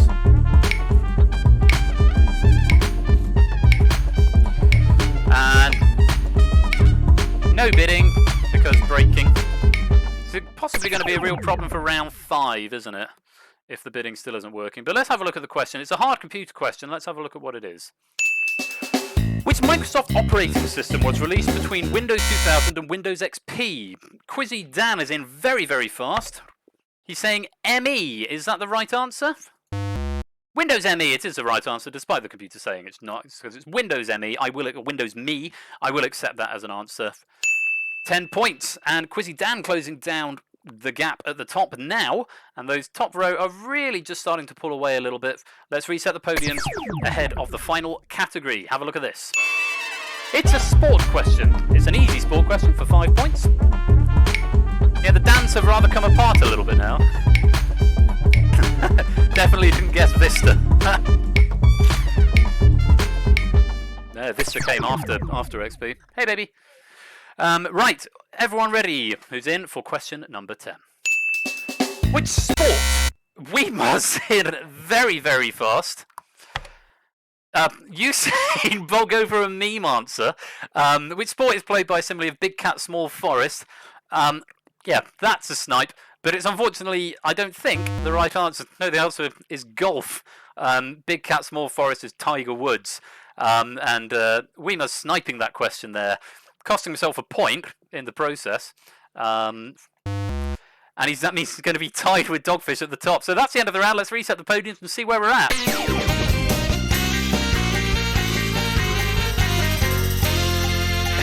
Quizzy Dan's still trying to work out the correct answer. So that's the end of round 4. And at the moment, that's a good question, Puzzle Dan. I don't know. And we might have to delay the second game while I do an impromptu dev stream to find out what the deuce is going on with the bidding system. Because if you don't get a bid in for this one, it automatically assigns you 10. Which could be very, very interesting for the scores, mean we end up with ties. What's actually going to happen, incidentally, it's not the winner gets through to the final, it's going to be the average scores. The average scores of the players across the 12 weeks that we play, the highest 12 averages will go through to the final. So, rather than just being the winner every week. I thought that was a fairer way of doing it. Rather than just having whoever's at the top going through. It also gives you more incentive to come back and play. So, let's begin round 5. Will this count, Puzzle Dan? I don't know yet. It kind of depends what happens with round 5, in my opinion. So what we're going to do, we're going to play round 5.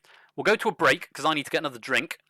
We'll do the break, and then we'll do my halftime show, which I might curtail a little bit. So that we can do an impromptu dev stream. I'll fix up the problems, we'll then play game number 2, and we'll all live happily ever after. For now, though, this is the Big Finish. A category for the Big Finish question will be given, for example, art. When prompted, whisper a bid to Persephone's Twitch bot. A bid any amount of points from 10 up to your current score. Okay, so minimum is 10. If you don't bid, it automatically gives you 10. When the question appears, whisper your answer to the bot. Correct answer, you win the points. Wrong answer, you lose the points. It's basically Final Jeopardy. One question in the round and a maximum of 250 points available. Hopefully it'll let you bid. If not, everyone will get 10. And then we'll just have to... If you don't have 10 points, you automatically get 10, Egg. Yeah, it's a one-question shootout, Quizzy Dan. So, let's go pre-question. And hopefully, yeah, it's very terrifying. So, bid as if it's going to accept your bid. Because what I don't understand is that it didn't lock in bids. On round 3, it did the clicky thing. And it locked you in, but everyone bid 1. So that's all very strange. So I'll go look at it in a minute. For now, though, this is round 5. It's the Big Finish. Bid as though it's going to work. And what I might suggest is if it doesn't work, can you whisper to me? And I will manually... Oh, no, I can only manually override, and that's going to take forever. So just bid as if it's going to work, and we'll keep our fingers crossed. Here is a category for round 5. Mental arithmetic. Oh, okay, we've got bids.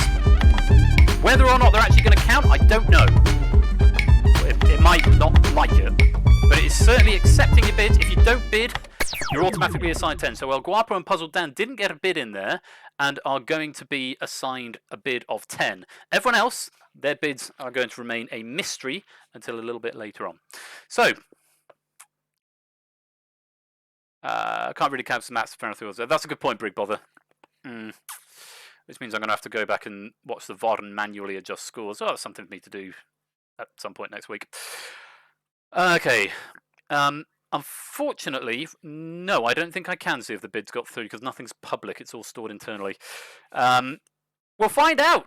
We'll find out if this game is kind of not going to count anyway. Then this is just sort of an extra fun game with extra test questions. So, if you're ready, getting ready to whisper your answer to the bot, probably as a number, is probably my advice. Here is the Big Finish question. What is a score times a baker's dozen plus the number of released films in the Police Academy series?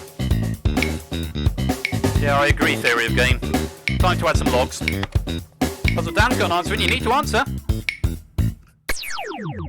Oh, did no one else answer? Did no one answer or did it just not accept them? Okay, right. So the whole thing is, okay, now I've no idea. So it's going to be time to go and pick through it. So impromptu dev stream, wait, but we'll do the halftime show first. So let's reveal the answer first of all.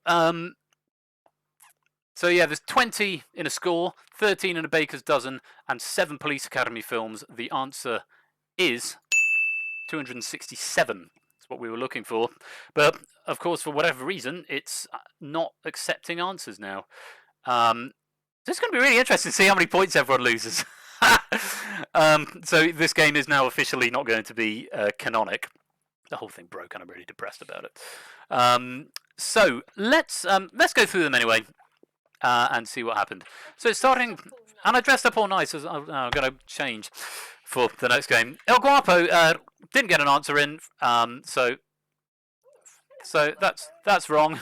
And El Guapo's going to lose 10 points. Psycho Dave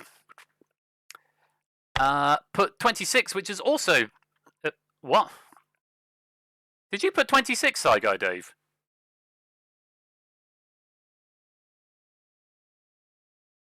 Oh, that's your bid. Is that no? That's your score. Oh, but you bid your score as well. Okay. So I know. I'm confused. That's not the right answer either way. So, oh my god, what is even happening? You bid 26, Sagar Dave, but apparently not. So there's something about it's not processing the answers properly. There must be a bool that's not clearing. Let's go on. Let's just race through this, and then we can get to the fun effects that I did at the end. Carver 7 put 27, which was your bid. So that's not right. So you lose 10. It looks like there is a common denominator here. Puzzle Dan, who actually did get an answer in, put 140, which is the wrong answer. So you're going to lose 10 points, Puzzle Dan. Itogi, we're going to focus on you next. Who put 10, didn't get an answer in, so that's wrong. Let's just get through these as fast as possible. Effrontery put 25, so that's wrong. It looks like, yeah, it's sort of one behind. It's not accepted. I think it's probably just as simple as a bool isn't getting cleared, which is depressingly tragic. With 39, so you're going to lose 10 because, obviously, Line TK 5 is wrong. DNM put 18. That's wrong. And it's even more painful with the fact that I've got to go through all these individually. Right, let's see what's happening at the top. This is normally the most exciting part. Puzzle Dan put 45, yeah, which is wrong. Dogfish put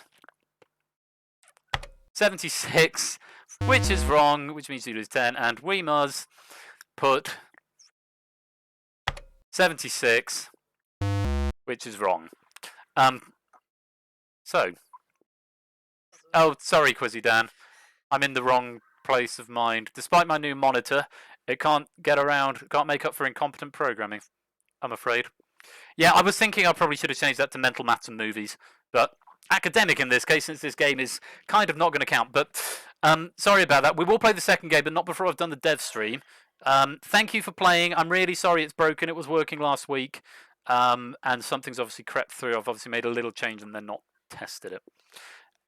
Which is really annoying, and I'm very sorry, and hopefully the next game will work better. But first of all, we're going to end this round and see who the winner is.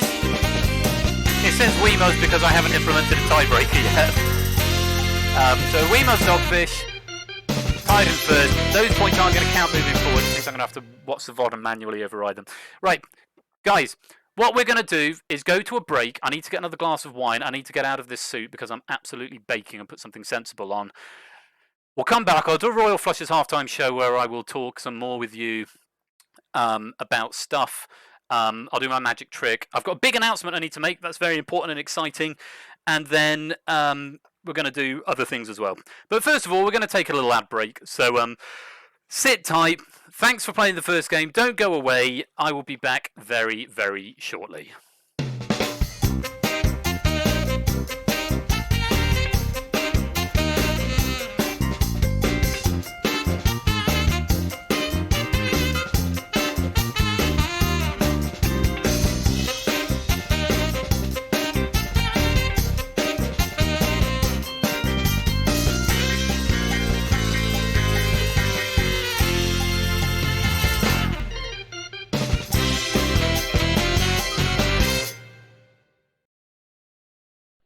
Three divers to go then, and this is Darren Kroll of Australia.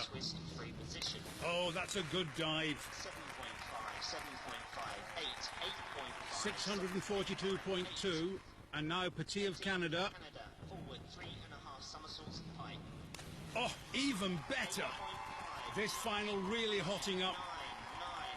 Now the favourite, John Smith of Great Britain. What can he do? A running bomb. Oh, terrific. The crowd love it. 10. And so do the judges. Top bombing. I just don't know what it is about loving that makes me so darn itchy.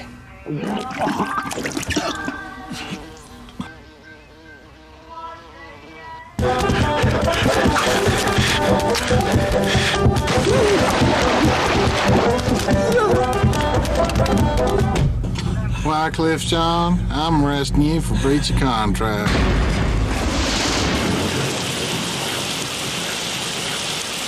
Hey, superstar, pass the soap. With Virgin Mobile, you can have 3 minutes without signing a contract. People who iron creases in their jeans. People who always work out their exact share of the bill.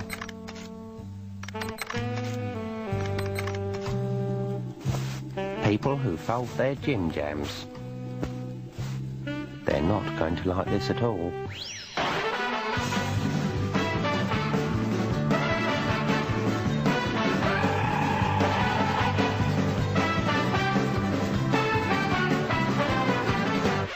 The Tigra from Vauxhall. Fun, if you like that sort of thing. On August 4th, Here we go. what you can't see will terrify you. Hollow Man is one hell of a scary ride with the summer's best special effects. Hollow Man, rated R, opens everywhere Friday. The sausage starts life in the factory as one big... Monkey, we need more telly. No, silly man. We need better telly. Monkey, we need better telly. The unique flavour we all know. Should we get satellite? We should get on digital. Yeah, you're right, we should get on digital. Except there isn't an on digital. It's now called ITV Digital. Look at me. Look at me, monkey. That's not on.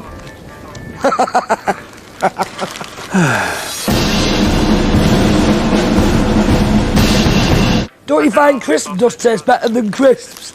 Simpleton.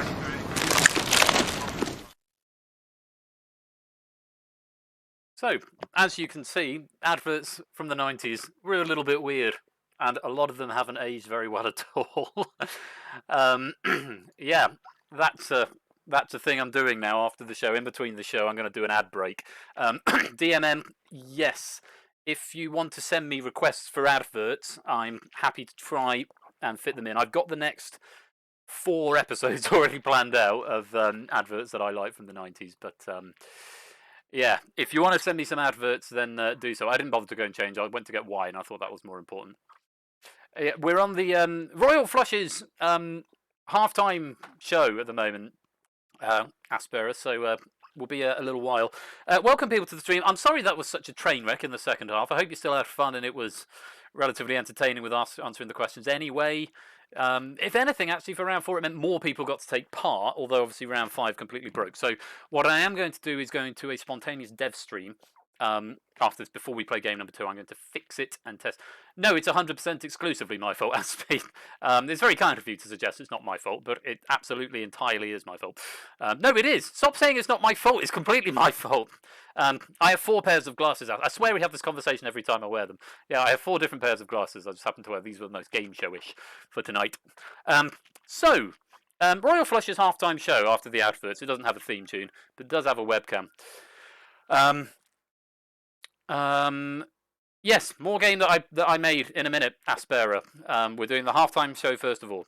So, on the plus side, the internet hasn't died. So that's something you can say it's not my fault. But this was my fault. It's Quizzy Dan's fault. They do a bit, don't they? Googly glasses. Now, halftime show. I'm going to start with announcements. First of all, there's no Hit It tonight. Hit It isn't on this evening for reasons that I'm not sure about, but we won't be raiding Toad Boy later on. Now, next up later on we've got Quetz. Quetz is doing Chase VGM at 2 AM British time, so do pop along if you fancy some video game music over there. And then Sunday night you've got Tipster at the Pinnacle Larder with Triv Now, so do go join for that. Matt is doing a brand new season of... help me out here, Matt. In it to win? Not in it to win it. Is it in it to win it? Who Dares Wins, that's the one. I knew there was a winner there somewhere. Who Dares Wins. Brand new series of Who Dares Wins on Matt's channel on Monday night at 8 o'clock. Tuesday night, my stream, I'm going to come back to. Next Wednesday, on Ash's stream, there's Outright, which should be enormously good fun. I've played it before. It's a great game. It's an original concept of Ash's that works. That's on Wednesday over on Ash's channel. Thursday, Quetz is back. And... with a lottery machine, maybe in it to win it with a lottery machine. Quetz is back Thursday lunchtime, and you've also got Quizzy Dan with Quizzy Dan's Bingo on Thursday night. I'm going to move the webcam because I'm looking over on that monitor at the moment, and I'm aware that I'm not looking at anything, so I'm going to do that, and maybe it looks slightly better there. So that's Quizzy Dan on Thursday. Friday, Ash, what are you doing on Friday? I thought I knew this, but apparently I've forgotten. But it'll be on Ash's channel, whatever it is. Over there, twitch.tv/AT_bash. And Ash will confirm in just a second what he's doing on Friday. Aha! Theory of Game. Good man. That's the stuff to do. Make a game in Unity and get it streaming. Good plan. Good stuff. Ash is doing 15 to 1 and Outriders again on Friday. So double Outright next week on Wednesday and Friday, with 15 to 1 on the Friday as well.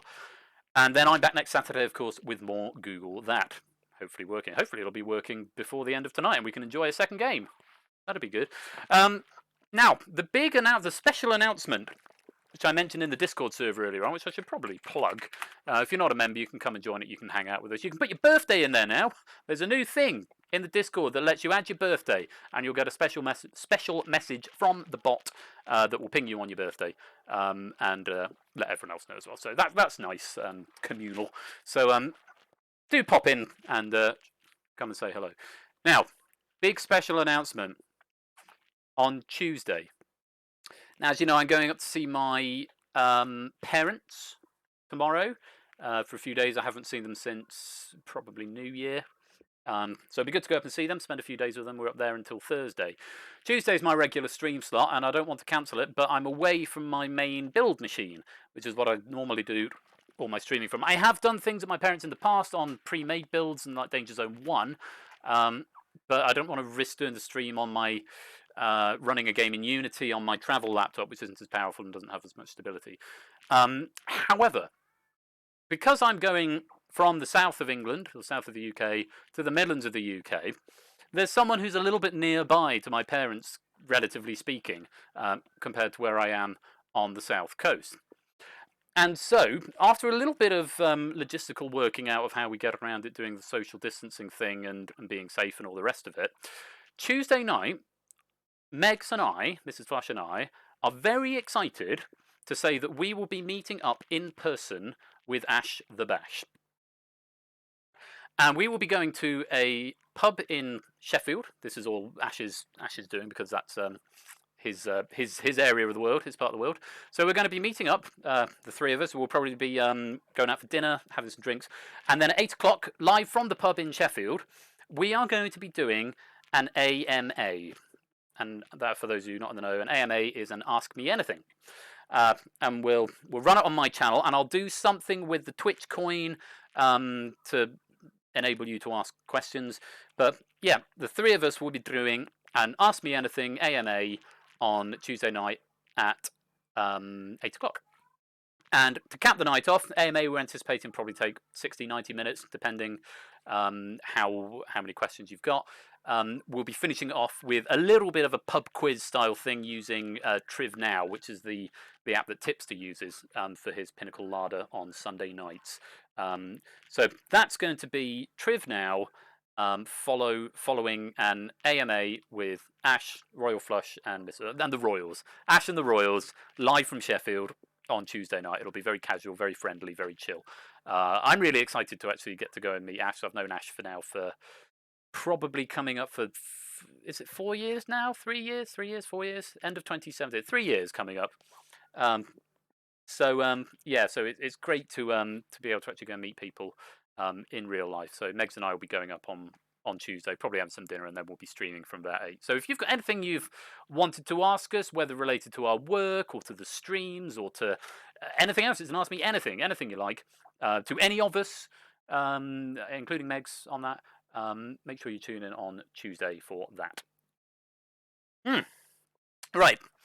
Before I start the dev stream, I promise you I'll show you a magic trick. And I'm also going to do this new thing I'm doing as part of the halftime show. So here's a magic trick for this week. I'm just going to put the camera down.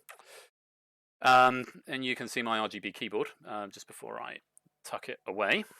Or prop it away. If I get the sound up there, that'll do. Magic trick. This is going to be a regular thing on this stream. It's going to be a magic trick, and then we're going to do Beat the Bee, and then we're going to go into a dev stream, and then we're going to play Google That Part 2 and get it to work. So, this is just a card trick, and it just uses 6 cards, this one, rather than a whole deck. There are 6 cards, and you can see that they are all different, and it's easy to tell them apart, because I've got black spot cards and red court cards here, or pip cards and court cards. And there are only 6, I hope you can see that on the camera. I'm only using the 6 cards. Now, this is one of my favourite tricks. It's called Oil and Water, and it's called Oil and Water because the way it works is that the cards separate, and they do this all on their own. At the moment, I'm looking at the monitor. I need to look at my hands in a minute. So hopefully you can all see that I am just using 3 red and 3 black cards. Now, this, like I say, Oil and Water is the name of this trick because the cards separate. And I often do this surrounded by people. It's not so, hopefully the angle is good enough for you right there. What I'm going to do is deal the cards out. We're going to start with the black cards over there and the red cards over there. Now, there's a little bit of a gleam from the cards with the webcam, but hopefully you can just see that. I'm going to try and do this very fairly and keep everything on the camera. So we're going to go red card, black card, red card, black card, red card, black card. That's all very fair, and you see me putting them down, red, black, red, black, red, black. What I'm going to do is just wave my hand and give it a little snap and a wave like that. And if I just pull the cards apart, you'll see they separate themselves. There's the black cards, and there's the red cards. Huzzah. Now, that's easy to do it like that. Maybe you're thinking, oh, maybe there's something to do with the slide that's going on there. So, or maybe it's to do with their special types of cards. So we'll do that again. We'll start with the red cards this time, okay? No, don't applaud yet. You'll attract tourists who'll open another Starbucks. We don't need that. We'll start with the red cards. I'll put the red cards down here. And you can see I'm genuinely putting the red cards down, okay? And then over here, we'll do the black cards. And we'll do the same thing. We'll go to the middle. We'll go black, red, black, red, black, red. That's all very fair. We'll wave my hands like that. We'll snap. And we'll just slide them apart. Now, that slide looks very fair. I appreciate it looks very fair. But, of course, when I turn them over, they've separated again. There's the blacks and there's the reds. So you've got to watch closely to see where the magic happens. Now, this time I'm going to start with the reds. Now, I'm going to make it a little bit harder for me this time because I'm going to show you all the cards, all the cards as they go down. So watch carefully. We'll start with a red and a red and a red and a black and a black and a black. And you can see very fairly all the cards as they go down, every single one of them. And again, we'll go to the middle. We'll go black and red and black and red and black and red. All very fair, and you see every single card as they go down. And again, all it is a wave and a snap. And I'm only going to touch the cards to separate them out this time. And you will see exactly the same thing. There's the red cards, and there's the black cards. We'll do this one more time, because people say, okay, it must be something to do with the way you're sliding those cards apart. So, and you think, okay, I'm going to catch you this time. So I'll make it as fair as I can. Once again, I'll put the cards down, black ones first, and I'll show you every single card as we do it, black and red. And this time, I won't even let the piles touch. We'll go black, red, no, red, black, red. So I'm not looking at them, that's the problem. I'm looking at the monitor. And then black, red, black. We won't even let the cards touch, all right? But all it is a wave there and a wave there and a snap. And you'll see the cards separate. That's oil and water. Thank you for humouring me. Quite right, Brig Bother. Thank you very much, everybody. That is one of my favourite packet tricks to do, oil and water. I hope you like that. And there'll be more next week. In Royal Flush's Trick Shot Hour. We'll do more of that next Saturday at the same time. Probably in the pub on Thursday as well, I shouldn't wonder. So, some of these for AMA. I'll make sure I've got a deck of cards with me then, Matt.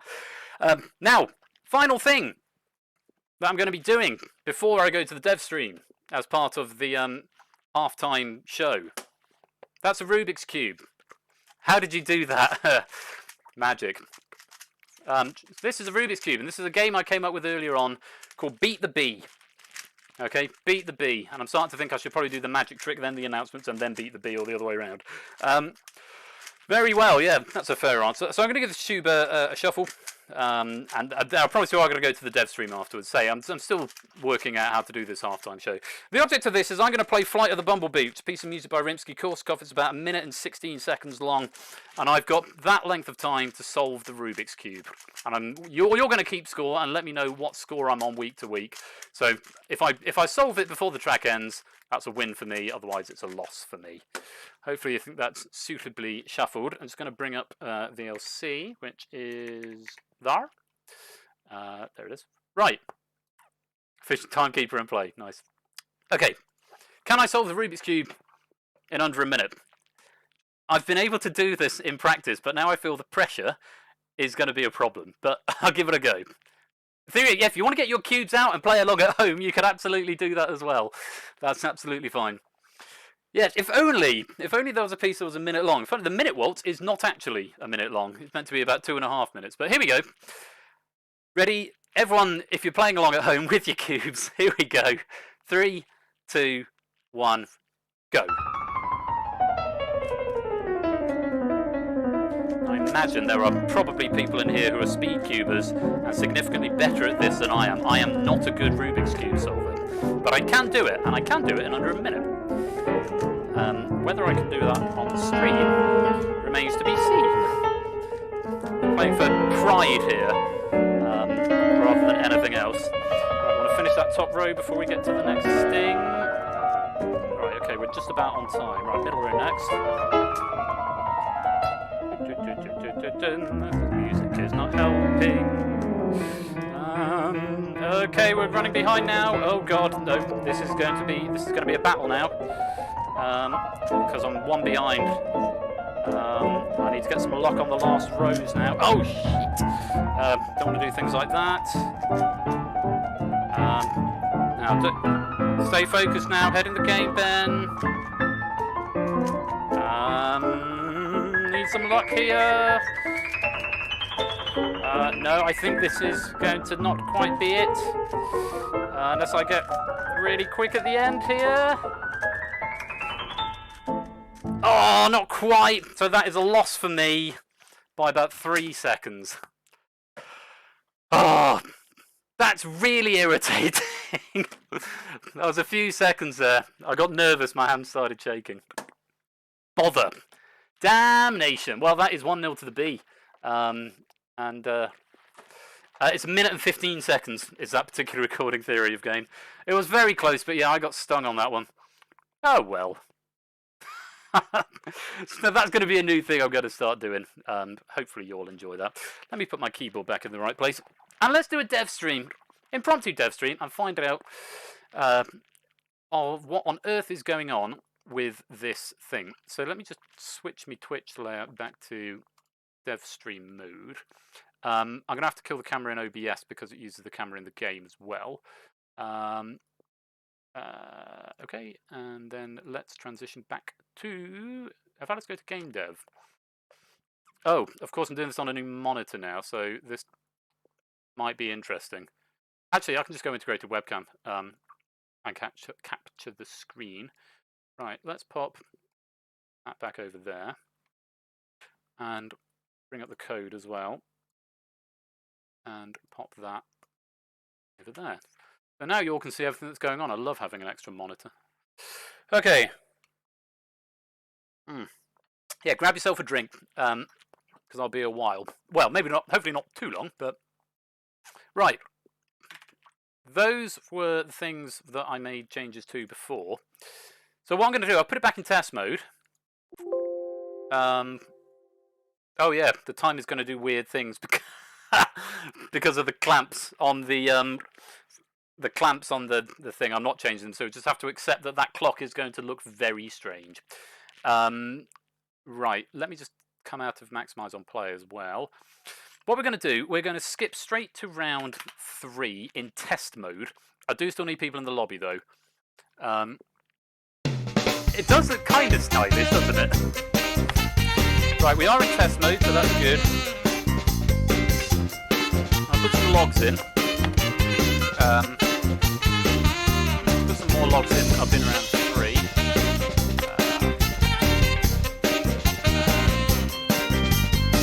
It's not accepted. Right. I'm going to rebuild it, which might break everything. It doesn't appear to have broken it yet. Much. That's an interesting opening. Okay. Well, that's slightly broken, but that's okay. We can live with that. Let's open the lobby. Oh, no, now it's completely broken. Okay, let's do that again. Twitch control forward delay. What's going on there? Oh, it didn't connect to the client. That's what happens if I stop and if I make a change midway through. Is that it does weird things by not connecting to the client. Right, how are we doing for time? It's 9:45, so I'm hoping to get the next game underway by 10:15. So half an hour to fix the things what I broke. Let's start by getting some logs. YG8G, you might not quite see. Oh, I'm looking very squished. Likewise, you probably are as well. This won't count against your played count, incidentally. So I just need people. If you could kindly come in, that would be great.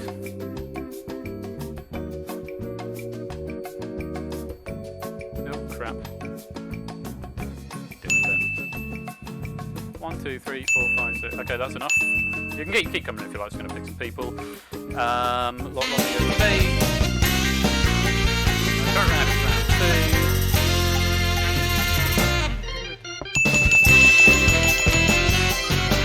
2. That's how it populates in test mode. Really seeing behind the scenes here now. So, we are going straight into round 3, for which I have added some debug lines. See whether or not it can... And we might have to do this quite a few times in and out, so bear with me as that happens.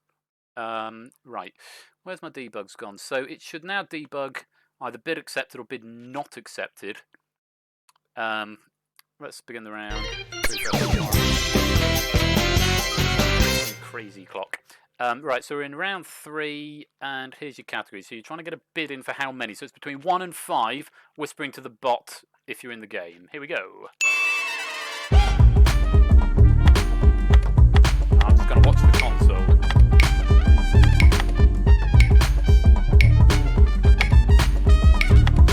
Okay, that's very, very interesting, because I'm not getting anything log up in the console and everyone's gone 1. Right, so there's the problem for the start. Where is that going in that method? Because Your bid's getting accepted. Control.current round equals 3 and control.current.round 3 answer. Yeah, no, I can see it now because it's not populating in the console at all. Those debugs that I put in, so it doesn't really matter what you bid, but it's still accepting it. So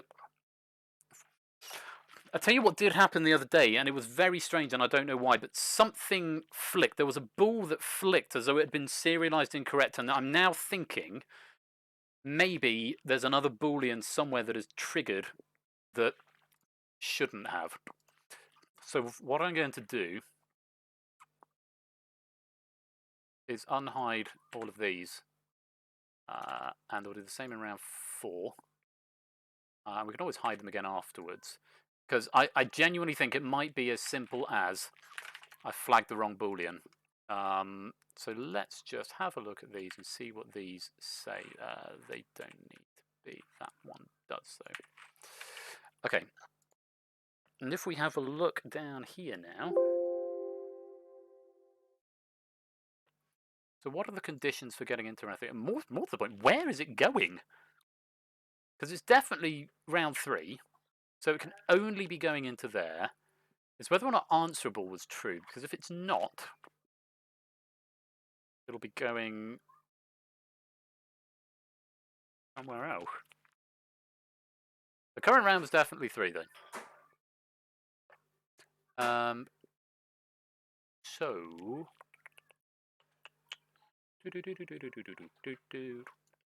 But these logs weren't being flagged at all. So where is it going in? Let's be a bit more specific with these logs. Maybe not there. Let's go there. Into round 3 bid method. And round 3 bid accepted. Round 3 bid not accepted. Okay. So, first of all, I just need to find out where this method is coming out. That's the most important thing, because once I've found that, I can plug it.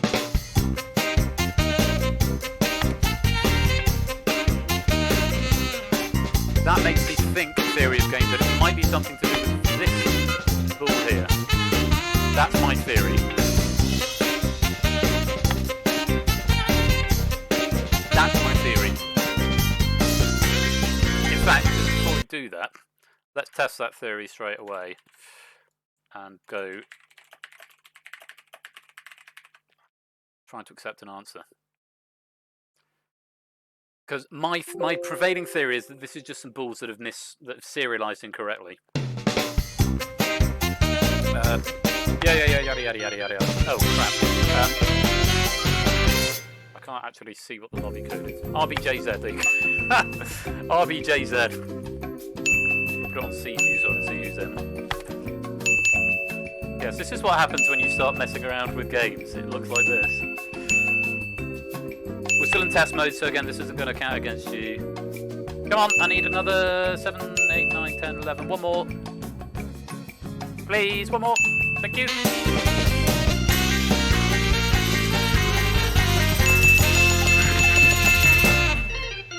There you go. Right. Hopefully we'll get some info this time. Let's go begin round. Blind up, round 3. So, bidding between 1 and 5 if you're in the lobby. Here we go. Trying to accept an answer. There we go. Right. Theory was right.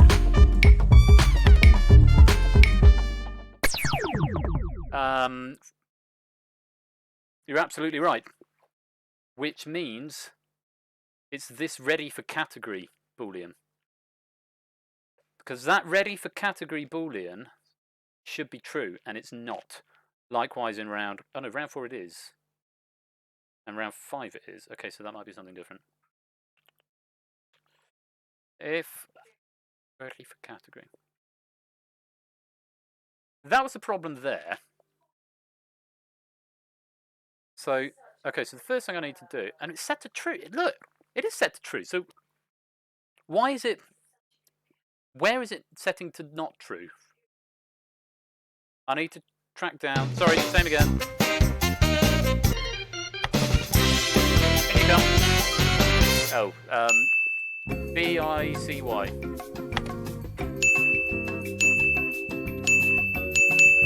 So it's ready for category. Should be bringing us into here, but it's not yet.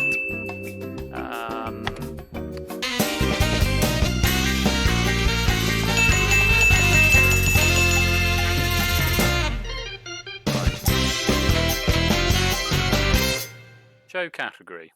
No. You're going around. What happens when I press show category?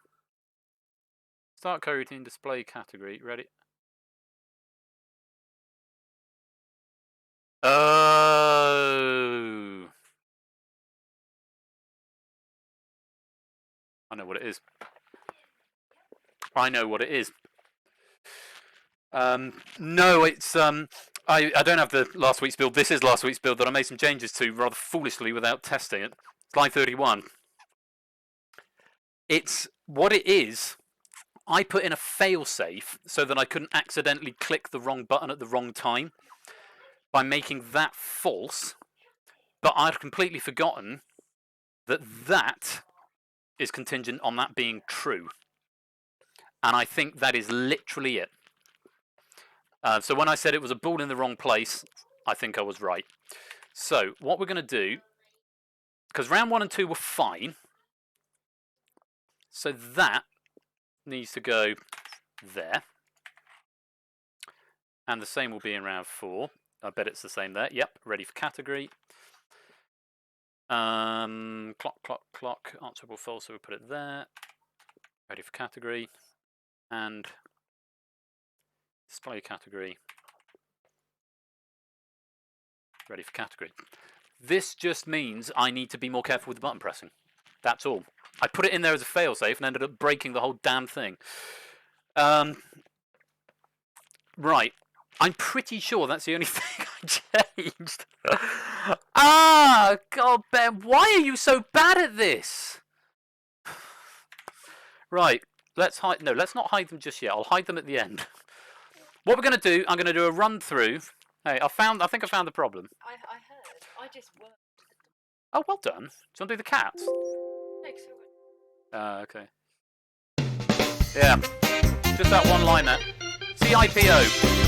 What we're going to do is run it in test mode for round 3, 4, and 5 to make sure it works, in theory. And then we'll do round 2. I might even play the adverts again.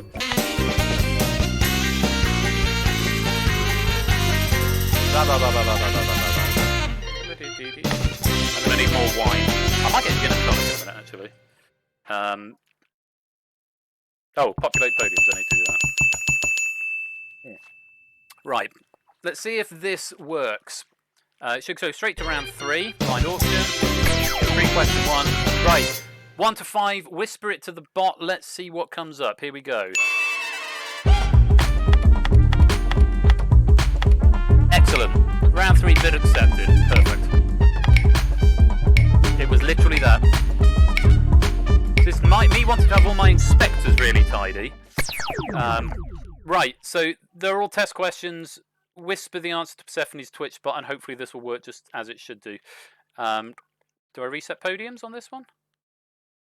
No, I don't. Here we go. Here's a question then. We're going to play it through to the end though, just to make sure it works. This is a 2-point test question. How many points does the question worth? Hey, babe. You right? Oh, you'll give me a nice reassuring pat. Thank you. I'm grateful. Hey, and the lights are working like they should as well. That's what the lights should have done last time. Hurrah and huzzah. Yeah, 2 or 5. Throw everyone off the mark there. Obviously, I wrote this test stack a while ago. Let's reveal the answers. It says it's a 2-point test question. In fairness. But if you've put 5, I'll give you that as a point anyway. So let's condone egg. Let's condone DMM. Let's condone that one. Aspera. Let's condone Ash. This is the last time I'm letting you get away with this. After this, you need to RTFQ. That's whatever's in the question. Right, there we go. Let's reset the podiums. It's a test game. I don't know why I'm bothering to do this, but it would be nice to have people in. Right, here's a question. This is a 4-point test question. How many points is this question worth?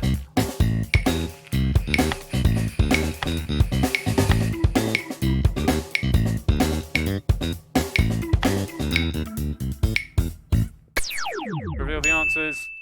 I'm not letting you have that one, Egg, I'm afraid. What have you said? 4 or maybe 10. Who knows? Let's no, let's not have that. Everyone else is right. Let's reset the podiums. There's another question.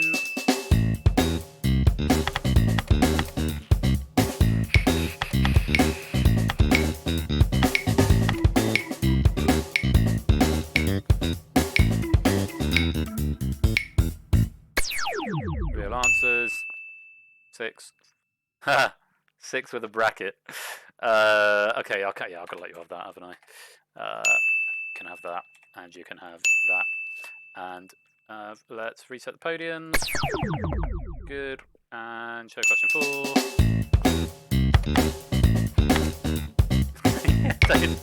Get your toothbrush real then.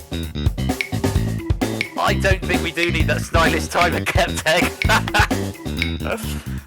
It's no. No.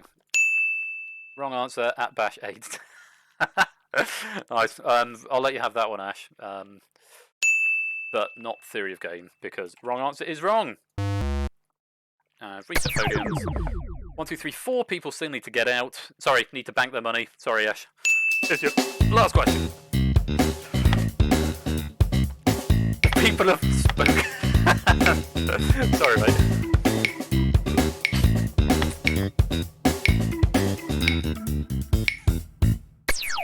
There we go. Real answers. Nice! Plus 75. That's what it should look like. A stylish lamp. Niet. No dice.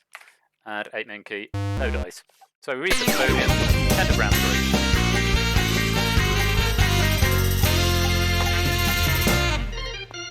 I like that I can code and fix the problem, but I hate that I made it in the first place. And I'm really sorry to the people who played in the first game who didn't have the full experience.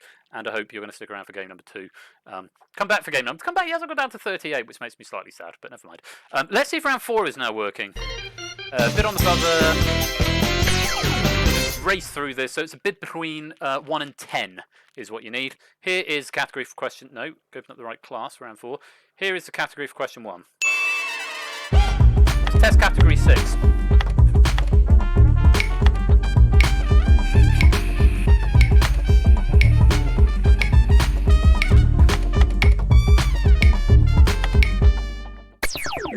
Oh, look at that, a nice pyramid of people in the middle. So this is top 6 bits, and this will be really interesting to see if this works, because this should work.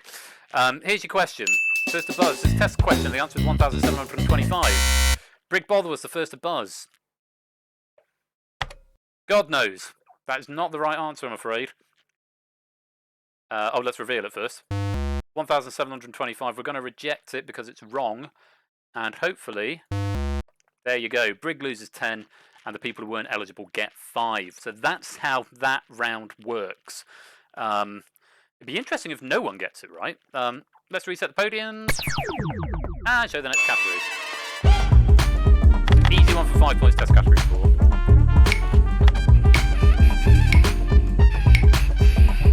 Remember, only the highest bids get in.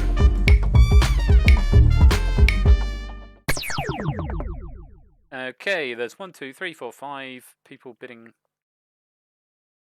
10, and Clive. Who bid 10? I just can't see it because the timer's going all weird. Thanks, Puzzle. It's not mine. In the credits, who it is. Right, let's see the question. Buzz. If you think you know. Here's egg fried cheese. A strawberry banana smoothie, which is delicious, and I'm testing the answer from this box. That is something I have stress tested reasonably well, Egg. Good. I'm glad it didn't accept that theory of game. That's wrong, Egg. Gonna going to reject that and give 2 points to everyone else who wasn't eligible. Right, I don't see the need to go through all of this, so what I'm going to do is going to clear out. We'll go to round 5, and just make sure that's what... Oh, no, we can't do round 5 unless I manually... debt, D-E-T-T. D-E-T-T. I'll give you some random points to bid with, and then we'll just go straight to round 5. That's probably enough, isn't it?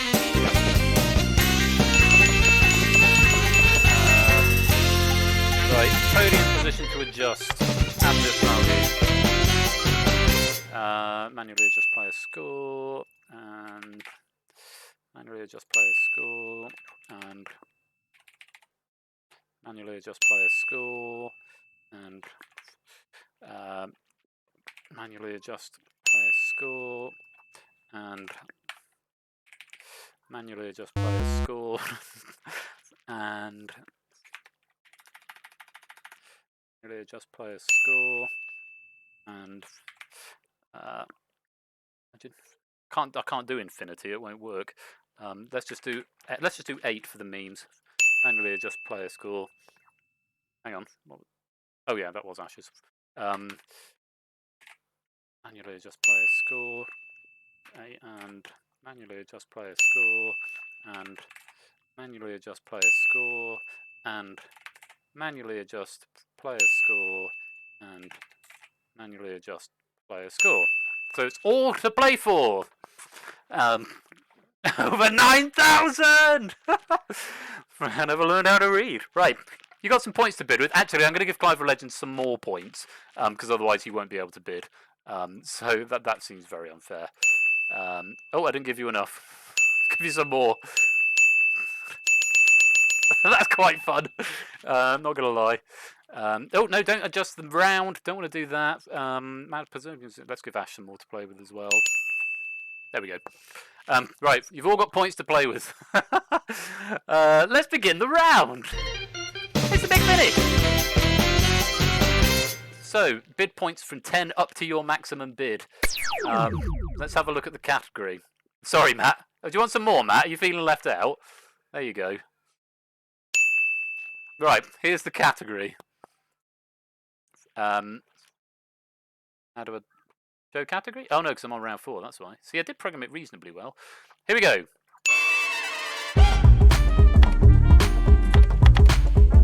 Big Finish test category. This is just the bid, not the answer, incidentally. How many points are you bidding? All the way. Genuinely curious to see what points you end up with. So let's have a look at the question. You've got to answer it with... This is a test question. The answer is not Final Jeopardy. Whisper your answer to the box.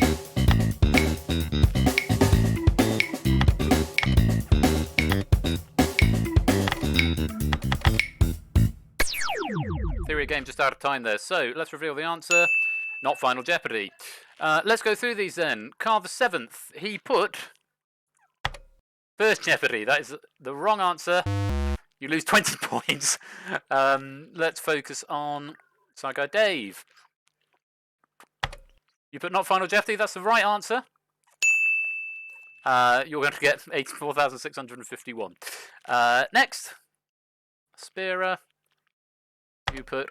Yeah, it is. That's not the right answer, though. You're going to lose 10 points. Matt the Ref. Not Final Jeopardy. That is the right answer. Plus 35. Theory of Game. Didn't answer, so we reject that. Minus 10. Also didn't bid. Ash. All the meme answers going to come up now. Oh, no. Ash got not Final Jeopardy right to the punctuation as well. Doubling his score. Big bother. With 100 million points. What is not Final Jeopardy? Yeah, go on then, I'll let you have it. Oh, for 10 points. Clive.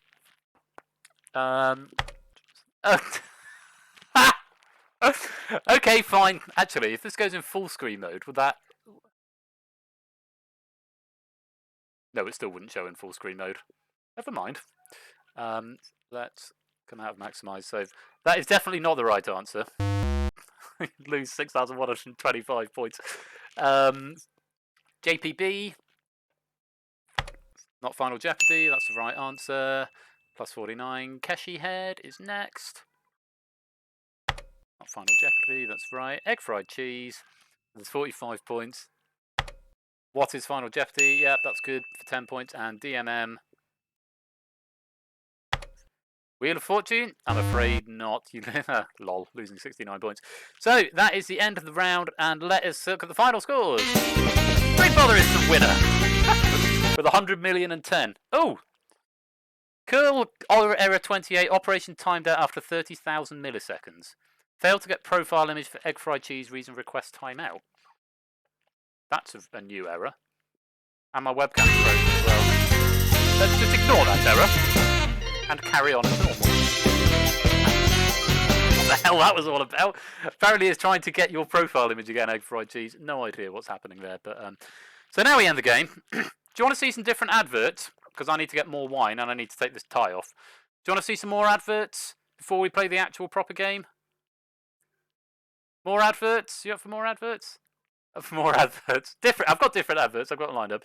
All right then. Let's end the game. Let me finish the dev stream formally. Let's maximize that. Let's go to Twitch mode. Just going to put it back to that. Thanks, Theory of Game. I'm sorry it didn't work in the first instance, but it will work in this second one now that I've fixed it. The other thing I want to do is actually get rid of those debugs. But you know what? I can do that later. I don't need to do that right this second. Let me just grab that. Put that back over in the other monitor. We're going to do this properly, trying to recover some semblance of professionalism here by transitioning to adverts properly. So what I'm going to do is bring it out of test mode. We'll watch some adverts. I'll get another drink. I'm going to change into something more comfortable, and I'll be back in a few minutes. Don't go away. Oh, hang on. Let me queue up the next adverts because it's still got the old adverts in at the moment. I don't know if these ones have aged any better, but hopefully they have. Have I? Yes, they are different adverts. Toys R Us, that's a good one. I will add that to the to-do list. Right. I need to load the next stack of questions. I need to clear those debugs, but I'll do that after the stream. Right, sit tight then, folks, and I will be back. Get the window at the right size. Oh, come on, window, come on. Who's doing the breakman? Right, let's end the game. I'll be back in a few minutes.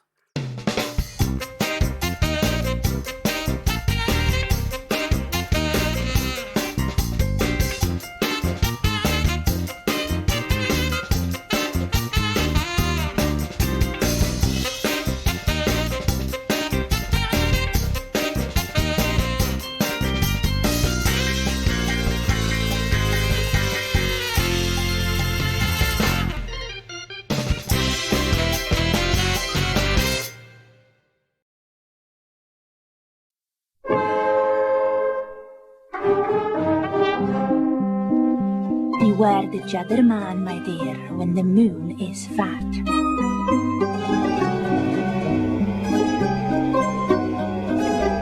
Sharp of tongue and spindle-limbed he is, and cunning.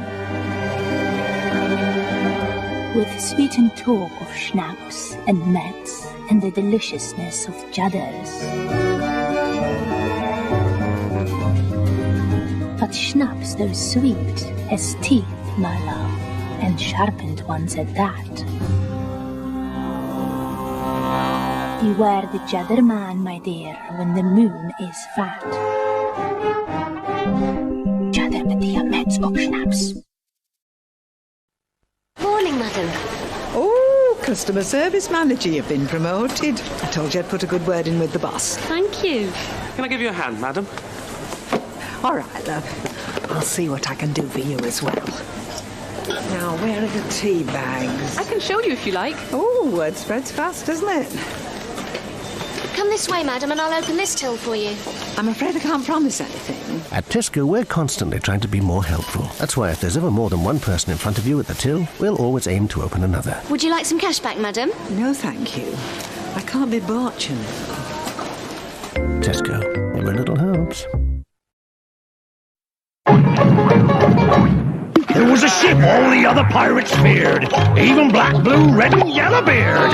Now the captain was as rotten as they come, and never once thought to write to his mum. Harry, Celeste. What's it got? It's got the meanest, cruelest pirates ever pressed. Bad boys. Until the bosun cried from the crow's nest, there's a ship to the west. Shivery timbers walk the plank. SOS, swim for shore. Pieces of eight. Abandoned ship. It wasn't magic or ghostly tricks. What was it? It was down to a bowl of Weetabix. Weetabix? That's why they found no pirates aboard the Mary Celeste.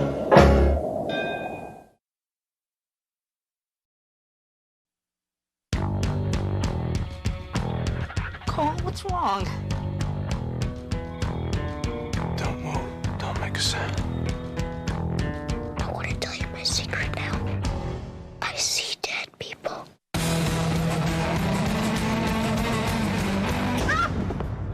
You ever feel the prickly things on the back of your neck? Yes.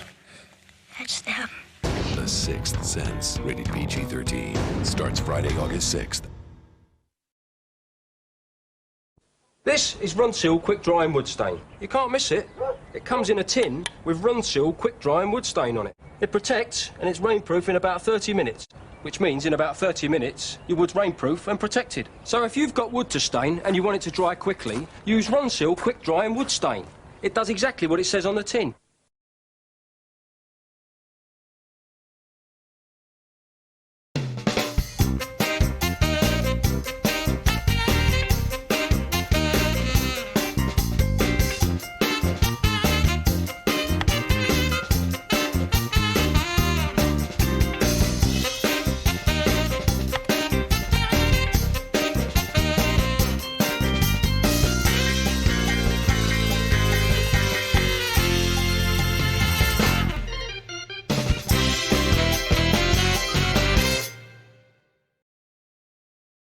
Hello, welcome back. Eggs asking me to check Discord. Oh, it's fine, mate.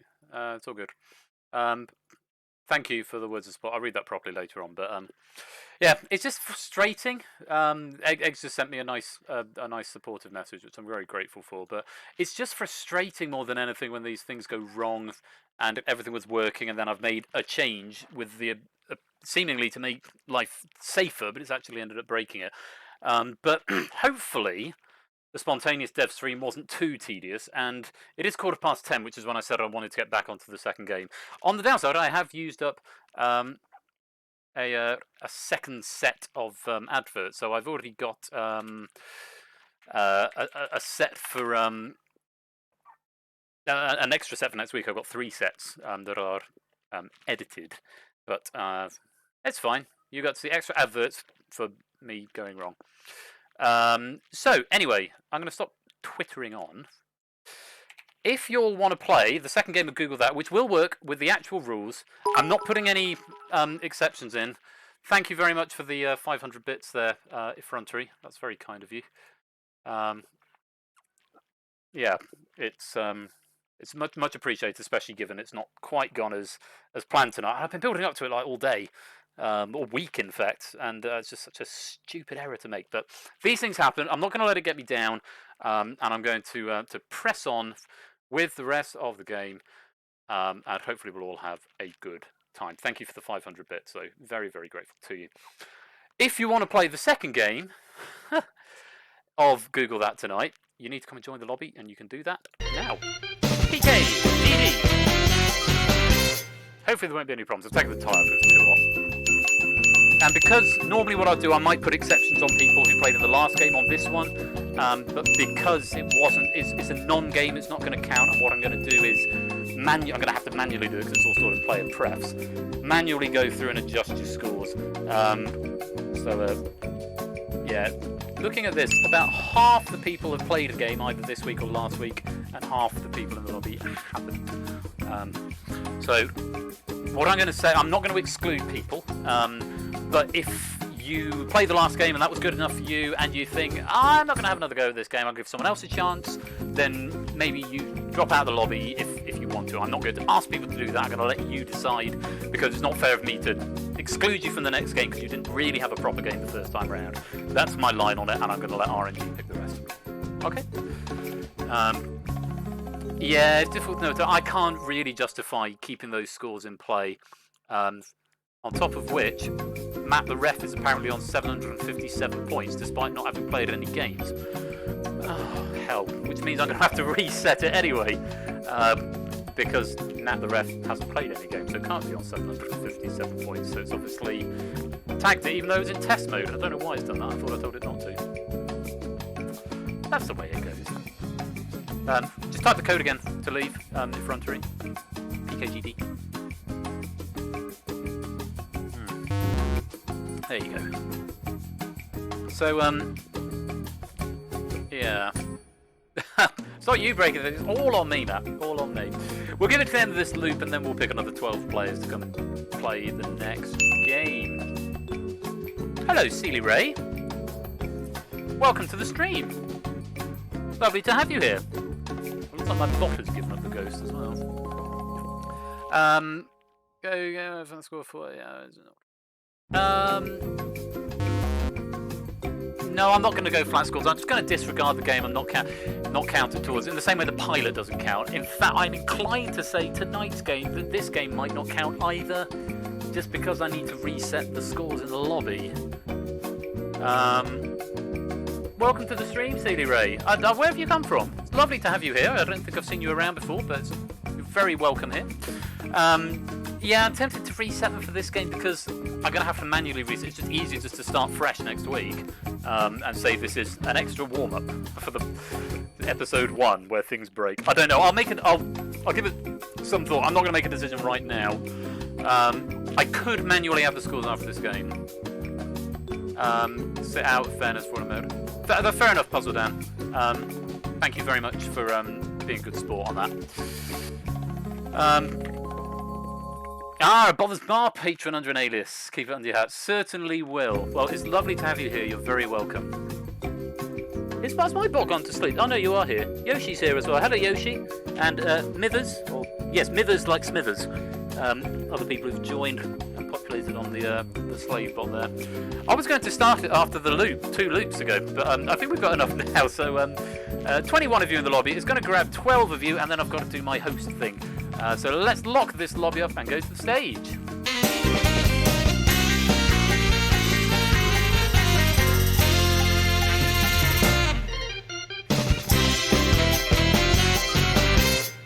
Okay, let's find out who is going to be playing this second and first official and hopefully not broken game of Google That tonight. And the light goes round and round, and it starts off over on the right-hand side on the yellow podium. It's Connor M27. Connor, welcome to the game. Connor, of course, who won the pilot episode. Of course, it's not going to count, but it's got bragging rights. Gliding overall on the back row, it's Applecast 12. Welcome to the game, Applecast. Lovely to have you here. My phone's... oh, sorry, Ash. Down on the bottom right-hand corner on the green podium, it's Lingo Maniac. Welcome to the game, Lingo Maniac. Ash, what did I say to make Google's assistant fire up? Because I don't have a Google phone. Jeremy Corbin Corner this week is VMM. Welcome, VMM. Lovely to have you back here. Hope you're keeping well on the green podium there. A third of the players are in. We're going to have player number 5 now up on the yellow podium in the back right. It's Sealy Ray. Hello, welcome to the game. Lovely to have you here. Oh, hey, Google. Cool. I'll go with that. Okay, Google. Glide front and centre this week. It's 8Minky. Welcome to the game, 8Minky. Lovely to have you here with your transparent icon. We are 6 people in the game so far, so we're halfway there. Blue podium on the bottom row. It's Matt the Rip. Finally in, mate. Welcome. Welcome to the stream. I'm triggering all the phones. That's really funny. Pole position is Brew544. Welcome to the game, Brew544. Lovely to have you here on the back row. 4 more podiums to need filling up. The red one right there in the centre. Climb of Legend, you got something that goes with your spandex this time. Fantastic.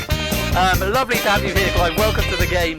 Over on the left-hand side on the green podium in the middle row, it's Samster. Hello, Samster. Welcome to the game. Lovely to see you here. I hope you're keeping well.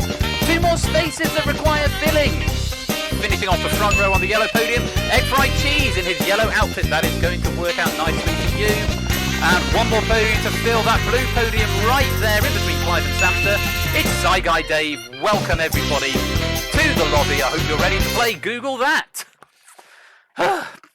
Official movement for the game is no official movement yet.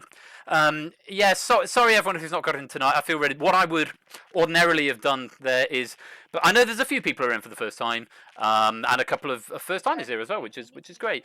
But normally what I'd do, I would put people from the last game on the exclusion list. But I didn't feel right doing that. I thought I'd leave it to your conscience to do it. So there's a good mix of players. We're going to have more of this. We've got a full season ahead, and I will make sure that everybody gets a game at some point.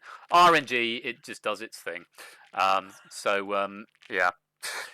That's the way it goes. Right. Fingers crossed that it's all going to work this time. I feel so bad it didn't work. Hey, baby. Oh, my wife's here. No, I'm just. Oh, she's just patting me reassuringly. You don't want to talk to me? Oh, right. Nice. Exclamation mark followed by a message into public chat to get your message to appear on the podium. Otherwise, whisper your answer to the box. Everyone's saying hi, Meg. See? Look how popular you are. Hi, guys. If there's anything you want to ask, Meg, here's Dylan as well. Mini flush. Camera's there, darling.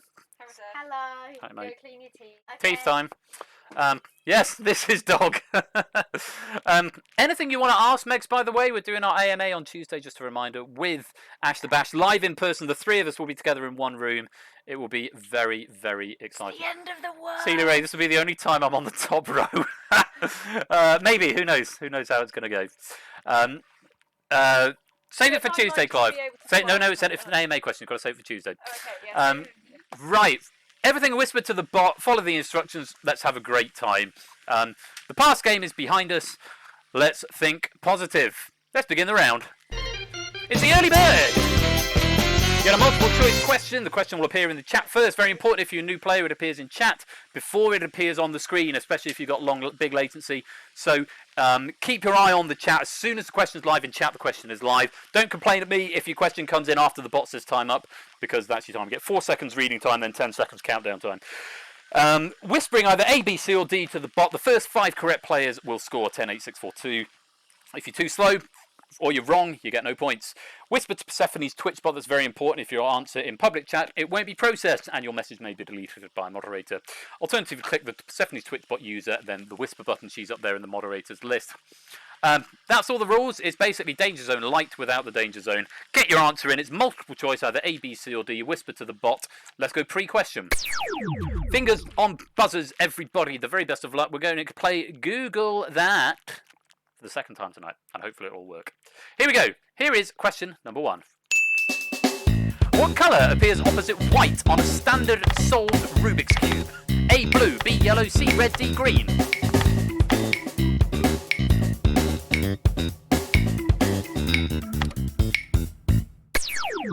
Celia Ray, have you found the bot? You've not quite found the bot. Yeah. Find the bot. If you bring her up in a separate window, it's often a bit easier to whisper, because sometimes that whispering thing can be really janky. But only 3 people getting that right. Wow. I solved a Rubik's Cube not 20 minutes ago for you. Let's have a look at the answers and see what we said. Most people going C or D there, actually. Correct answer is actually B. Lingomaniac was fastest for 10. Egg fried cheese next for 8. 8 Minky for 6. There's white. There's yellow. White, yellow. So that's your answer. Lingomaniac with an early lead there with 10 points. Let's reset the podiums. You got to figure it out. Good to hear, Celia Ray. Good stuff. Technology, not your strong suit. You'll get the hang of it, don't you worry. Okay, interestingly, you're going in reverse order. 0, 0, all the zeros, then 6, 8, 10. Curious, that. Get ready for question number 2. Which of these footballers has not played for Real Madrid? Lionel Messi, David Beckham, Zinedine Zidane, Cristiano Ronaldo. Matt, Meg's just pointed at your podium. You'll be disappointed if you get it wrong. Have you got it, Celie? Not quite an answer in time. I'm not sure that whispering is working because it's not coming up as a whisper. Only 4 people getting that right. Egg fried cheese got that right very, very quickly. I don't know if he's blind guessing. Maybe I've got the syntax wrong. It's possible I've got the syntax wrong. Vroom, DMM, Matt the Ref, and Egg Fried Cheese getting that one right. Let's reveal the correct answer. Yes, Lionel Messi. All the other 3 have all played for Real Madrid at some point. Egg Fried Cheese the fastest there for 10. Matt the Ref getting 8 and off the mark. DMM getting 6, and Vroom getting 4. 2 mins a minute. Do what now?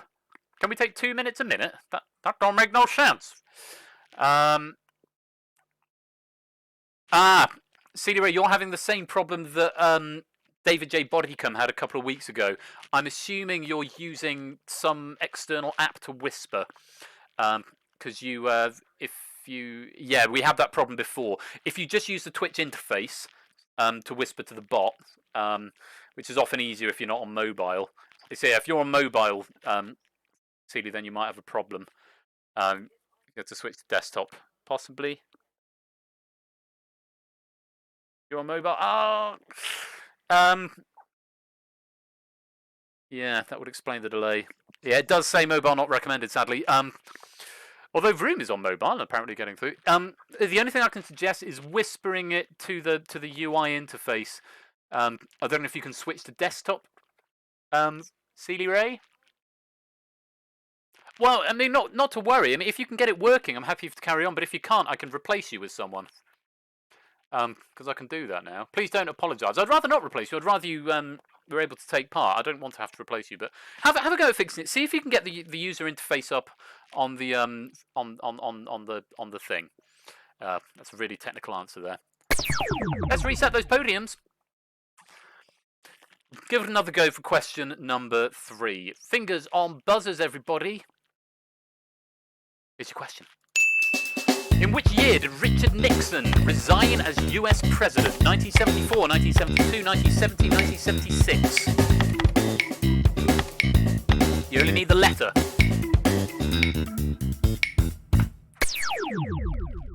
Yeah, that's a tough question. You didn't get it, I'm afraid, Vroom. You got it wrong. Samster and Lingomaniac got it right, and they were the only 2. That is a really tough question, particularly tricky one there. Let's reveal the correct answer. It's 1974, a little bit later than we think the Watergate scandal started in 1972. He was forced to resign in August of 1974. Lingomaniac, again, the fastest there for 10 points. Samster, second for 8. Yeah, you must have got the answer in wrong, Vroom, I'm afraid. I can only go with what the computer says. You got the answer locked in, but it was the wrong answer. The answer was... In fact, it's telling me there. You put B. So that was the wrong answer, I'm afraid. So... yeah, that's the advantage of actually logging what you wrote down. I don't have to do this. Well, your answer, you put B. And it says it there. So, that was question number 3. Let's reset the podiums. Everybody back in play. Here is... yeah, not the best start, Connor. Not the best start. But don't worry, there's points to be gained. Still 2 more questions in this round. Here's question 4. Which of these characters does not feature in the Uncharted video game series? Robert Lutece, Nathan Drake, Zoran Lazarevic, Elena Fisher.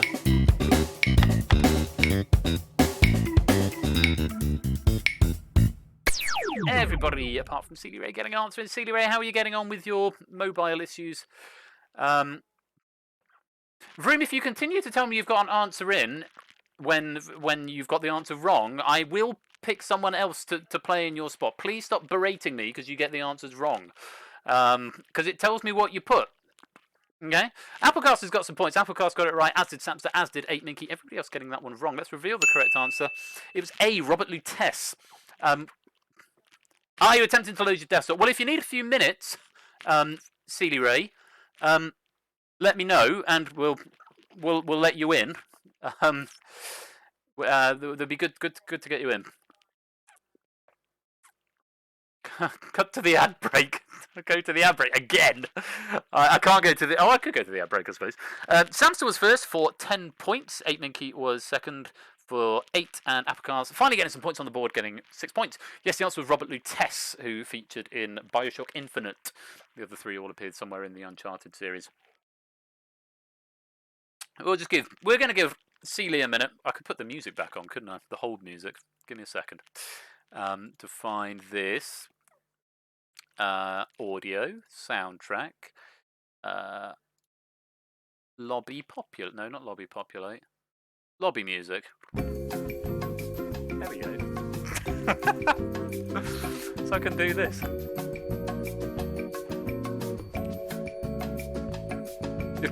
Royal Flushes ads and Twitches ads, yeah, absolutely.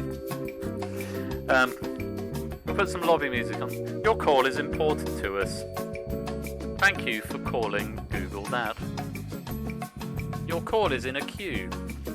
The next available advisor will be with you shortly. Okay, Google. Floor 4, please mind the door. Oh, sorry. That's the last time I'm gonna do that. We are playing Google that. If I say, okay, Google that, then that's legit, isn't it? Trigger everyone device. Yeah. You buy Apple. And then you can just say, hey Siri. And then Siri comes to life, but it doesn't work the other way. Oh, music's ended. Siri Ray, how are we getting on? Alexa, turn the lights on. Okay, Google that. That works, Applecast. Siri Ray, are you nearly there? If you're nearly there, then we'll reset the podiums. Let's reset the podiums anyway, because that needs to be done. I'll find the button. There we go. Question 5 is coming up shortly. It's going to wait for CD Ray to come back. Xbox on.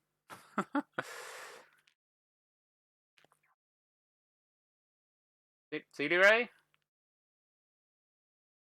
Maybe she's between devices, or he's between devices. I assume she. There's a she in the profile picture, but can't get it working. Okay, well, try once more on this question, and then I will fly somebody else in your spot.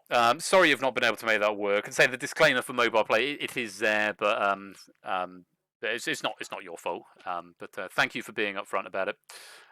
If you're happy to be replaced, just let me know. For now, though, we're going to go to question number 5. Everyone ready? Here you go. How many points is the word physical worth in UK Scrabble?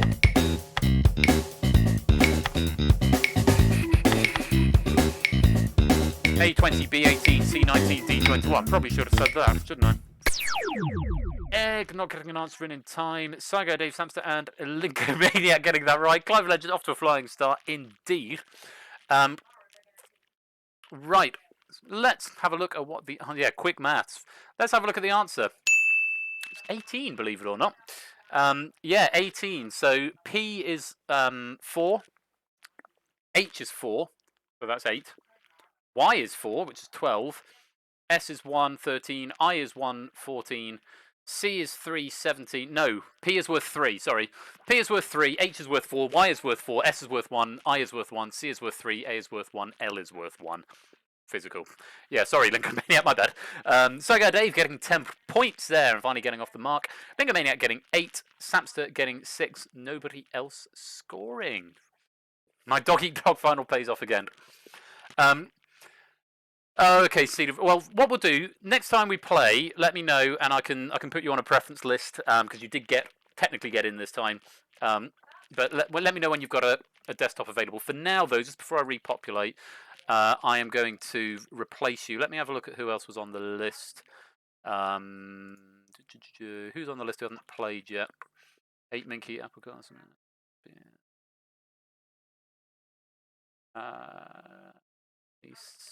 Cetra in? Cetra4271. Cetra, you still here? If you're still here, Cetra, do you want to be parachuted into the game? You missed the first round, but if you're here, Cetra, great, I'll bring you in. Cetra4271. It's going to reorder the podiums, and it might do something a bit weird. In fact, what I'm going to do is reset the podium and I'll add you in a minute. I couldn't see the question on. Okay. Let's reset the podiums and look at the scores.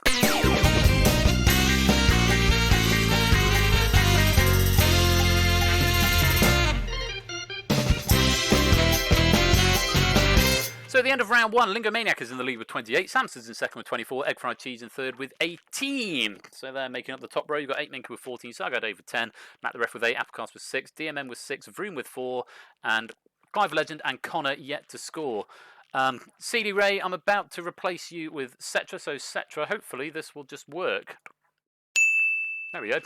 Changes the podium positions, and I'm hoping I fixed the thing that was breaking that before. So Cetra, you're now in the game. You've inherited the score from before. Yeah, avenge Sealy Ray and her lack of keyboard. So you're now in the game. You're on podium 11. You get a ding. Yeah, I'm quite happy with that. I'm hoping that it doesn't break. When I did the dev stream last Sunday, I tried to implement this, and it ended up we had infinite numbers of what would be Sealy Ray in the game. But what actually, happened there is I've forgotten to remove the previous person, so I've gone in and fixed it. I'm hoping everything is going to work. It might mess around with the scores, but like I say, I'm not sure if I'm going to keep this game anyway. But there we go. That is the end of round 1. Let's move on to round 2. It's Taboo! And yes, Cetra, you can send a little test message in a minute. If you go exclamation mark followed by a message, it will pop up in chat.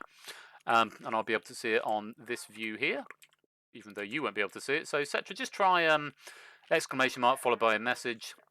You won't be able to see it behind the overlay. Yep, that's working.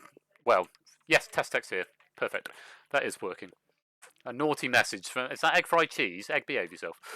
So, you got to name something that fits into a given category, for example, capital cities in Asia. Again, the question will appear in the chat first, so keep your eye on the chat. As soon as it's in there, the question is live. Whisper one answer only to Persephone's Twitch bot. You get 10 if you give a unique answer, and if your answer is shared, you get fewer points. If it's shared by 5 or more people, you get no points, or if the category doesn't fit. There are 5 questions in the round, and a maximum of 50 points available. Get ready. Oh, that clock's looking much better now. Get ready for question 1. It's a full answer you're whispering. It's not multiple choice. If I can bring up the right class. Here is question number 1. Name one of the noble gases.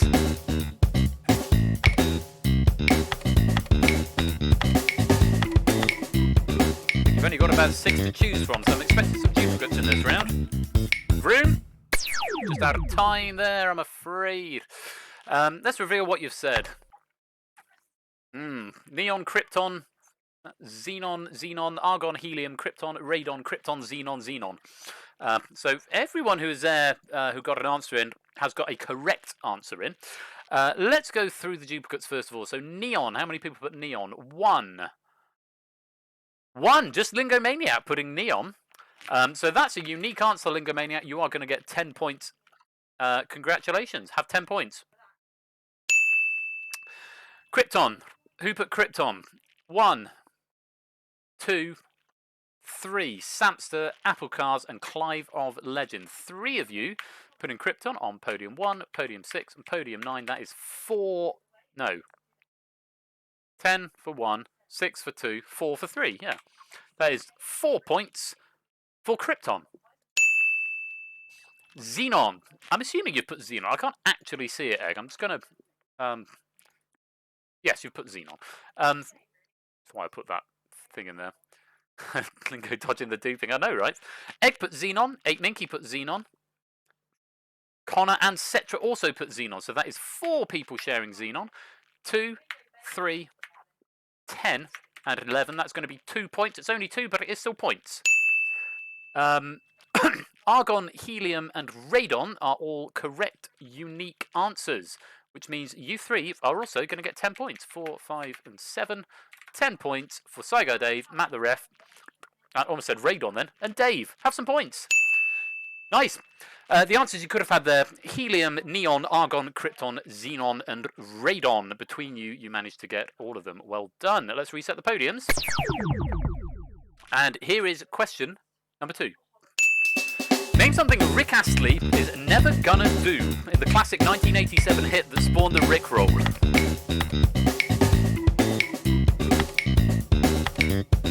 No car, it's not. Again, everyone but Vroom getting an answer in. Let's see what you have put. We've got to say goodbye, run around and desert you, make you cry, give you up, desert you, tell a lie, run around and desert you, make you cry, tell a lie. Now, I'm going to be quite strict with these answers. Let's start with say goodbye. Say goodbye is so you've got never going to give you up, let you down, run around and desert you, never going to make you cry, never going to say goodbye, never going to tell a lie and hurt you. Those are your options. So, let's go through them one at a time. Starting with say goodbye. Who said say goodbye? Lingomaniac said say goodbye. 8 Minky said say goodbye. And that was it. Just the 2 of you. So 6 points for you 2 for say goodbye. Run around and desert you. Samster said run around and desert you. Apple Cars, I can't condone desert you on its own. because I need the full line, run around and desert you on its own. I'm afraid I am not going to allow, because it has to be run around and desert you. There wasn't a comma, it was a full thing. So I'm not going to accept that. I'm really sorry. But Samster is going to get a point for run around and desert you. As is Samster and Clive, you're similar answers all the way down this. You're going to get 6 points for run around and desert you. Nicely done. Make you cry for Egg and for Sci Guy Dave. And for Connor as well, so that's going to be shared 3 ways, so that's going to be 4 points. Egg on podium 2, Sci Guy Dave on podium 4, and Connor on podium 10 for Make You Cry, have 4 points. Tell a Lie, DMM.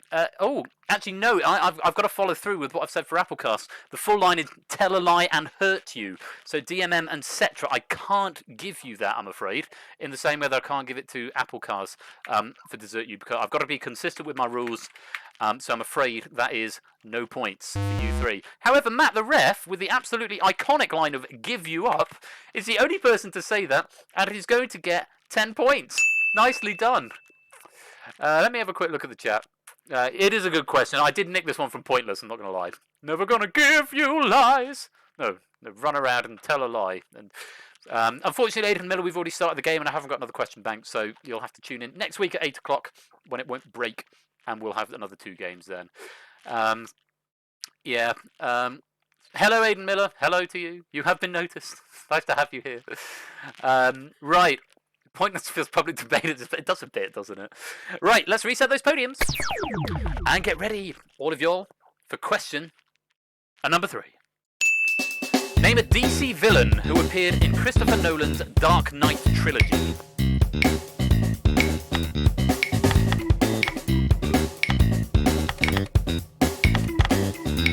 Apple. Just out of time there, Applecast, I'm afraid. Not getting an answer in. Now, this could be very interesting. This might take a little bit of time to go through because there are some answers that count as the same thing.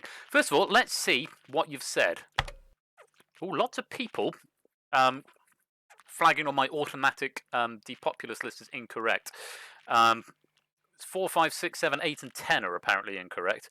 But it's because I put the Joker and it's not accepting Joker, but Joker is obviously correct. But so many people have put it, I don't think Joker's going to be worth any points. 1, 2, 3, 4, 5, yes, 6 players have said Joker. So Lingo Maniac, Egg Fried Cheese, Matt the Ref, DMM, Vroom, and Cetra. It is a correct answer, but unfortunately too many people said it, so you get no points. Yeah, the Joker who was in The Dark Knight 2008. Now, other answers. Sci Guy Dave, the Penguin, was not in the Dark Knight trilogy, I'm afraid, so you will also get no points. As to everybody else, oh, Connor, before I forget, neither was the Riddler. So no points for you either. Now, Bane was in The Dark Knight Rises, so that is going to be 6 points each to 8 Minky and Clive of Legend on podium 3. Podium 9, 6 points, not 8 points because I changed the rules, have 6 points. And Two-Face, yes, Harvey Two-Face, Harvey Dent or Two-Face from Samster up at the top there is absolutely right. You are going to get 10 points.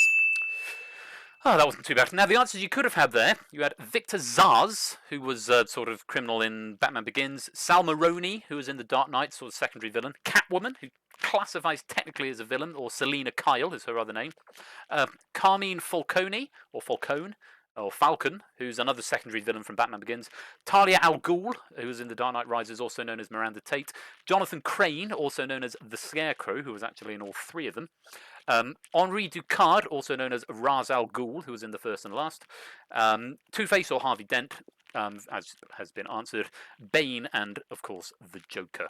Those were your answers. Falcone, thank you very much, Matt. I thought it was an Italian pronunciation, Falcone.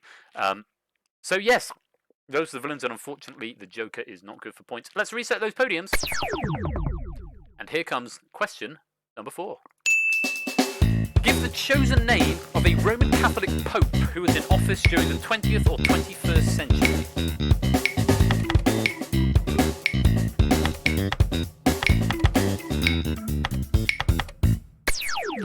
Vroom and Connor just out of time there. I suggest rather than reing Vroom, actually maybe submit an answer. Let's have a look and see what you all have said. Well, snap. I know, right? Too slow for Connor. So you've got Benedict, John Paul, Pope John the Fourth. John Paul. That's an oddly specific answer, Egg. John Paul, John Paulus, Pius, Alexander, John. I was only after the given name, so I'm going to disregard any numbers you've given and just look at the names. So, first of all, Benedict, who was the previous one, Joseph Ratzinger was his actual name. He chose Benedict, and then he retired at Easter. But Lingomaniac is the only person to say that by the looks of it, which means Lingomaniac, you're going to get 10 points. Nicely done.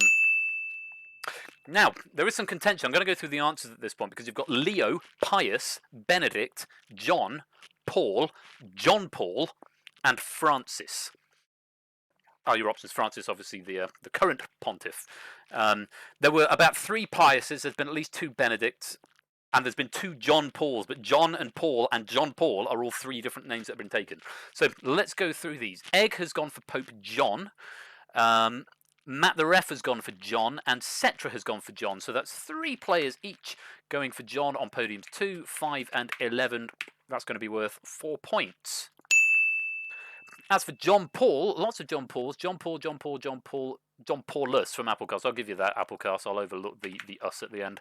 That's podium 1, podium 3, podium 3, podium 4, podium 6. That's going to be 2 points for John Paul.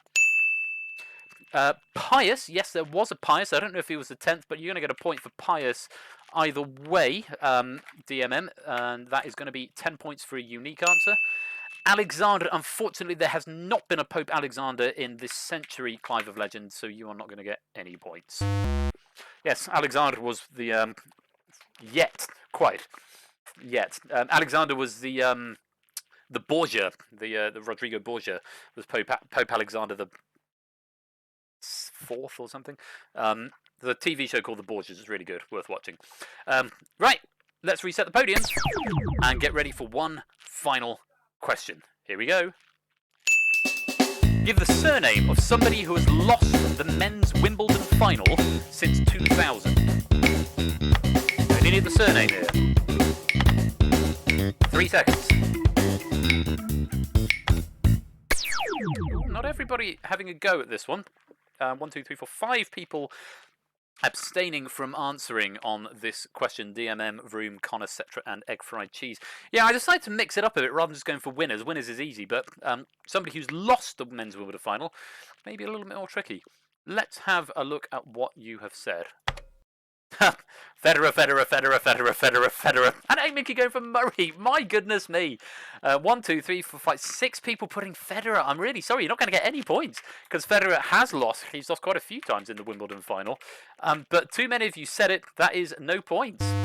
However, Murray is a unique answer, unbelievably, because Murray has lost the Wimbledon final at least once, which means, Mickey, you are going to get 10 points. Nicely done. Oh, Matt the Ref put Ferrer. Sorry, I'm overlooking stuff. That's a wrong answer. That's a wrong answer, Matt the Ref, so I don't feel quite so bad. Ferrer is... and also, 5 people put... It still doesn't change the fact that everyone would have got 0. Otherwise, I would have been really annoyed about myself there for skim reading stuff. But yes, Ferrer, not the same as Federer, but also a wrong answer, and it still doesn't affect the fact that 5 people all put Federer. Options you could have had. Pat Rafter, who lost to Sampras way back when. Nalbandian, David Nalbandian, who lost to Goran Ivanisevic in 2001. Mark Philippoussis lost in 2002. Andy Roddick has lost quite a few times.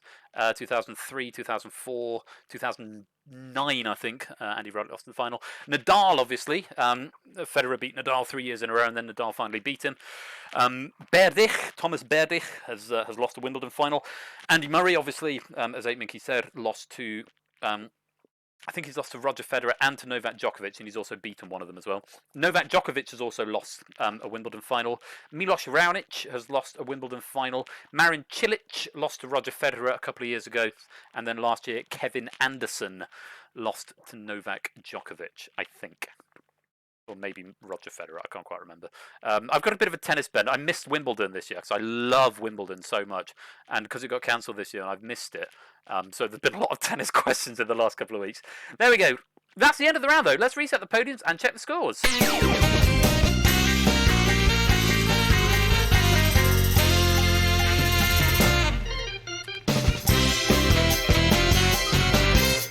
So at the end of round 2, Lingo Maniac is in the lead with 54. Samster is gliding overall with 46, and 8 Minky is in third with 40. On the middle row, Matt the Ref with 32. So he's come a long way since round 1, Matt. Egg Fried Cheese, 28. Psycho Dave, 26. DMM also with 26. Clive of Legend starts off the front row with 16. Applecast with 12. Connor is front and centre with 6. Tied up with Cetra, who's also on 6. And Vroom on 4. So that is the end of round 2. That was very entertaining. I enjoyed that a lot. And I hope you did as well. See, round 2 takes a little bit of time to get through. But let's go on to round 3. Yeah, quite right, Keshi. The same. Round 3 is the blind auction. And I really hope it's going to work this time. So how many questions, 1 to 5, can you answer on a given category? When prompted, whisper a bid, either from 1 to 5, to the bot. And you get 5 increasingly difficult questions worth 5, 10, 15, 20, 25 points to ask. Hopefully you all saw this in the last game. Don't answer if you don't want to try the current question. Tactically, you can choose to wait for more valuable questions. Once you achieve your bid, you bank your points and are frozen out. Failing to meet your bid loses all points from this round. Beware, a wrong answer means you're frozen out and you get no points. All the questions will be on the same category, but they will increase in difficulty throughout. So pitch a bid for how many you think you will know the answer to, because you must meet your bid. And once you've met your bid, you're frozen out and you bank those points. Hopefully everything will work.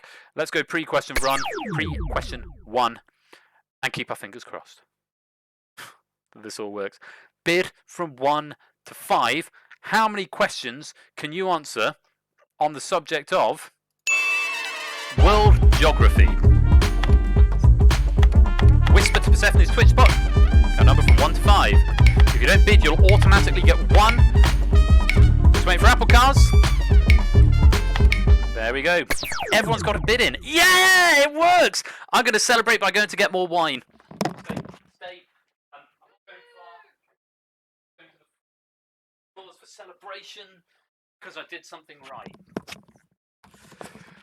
I'm back. I think there's only 1 glass left in this bottle anyway, because I clearly have a problem. I might actually. There's really not very much in there at all. I might have to go make a gin and tonic. All game show hosts should just break off to go get wine. I agree, Brig. I don't want to, start glad handing myself too soon because we're still going to get through the round. Now, Vroom and Connor have both bid 1. Clive and Cetra and Applecast have all bid 3. DMM has bid 4. Everybody else has bid 2. Remember, once you've answered your allocation, you're frozen out and you can't answer any more for the round. So if you've only bid 1, you only get to answer 1 question. So think carefully about which question you want to answer. Because they take a sake break, Dave. Nice. They increase in difficulty, but also in point value as they go on. It's world geography. Whispering to the bot. Whole answers, simple question, not multiple choice. Here comes question number 1. The city of Mumbai is in which Asian country? This is worth 5 points if you want to answer it.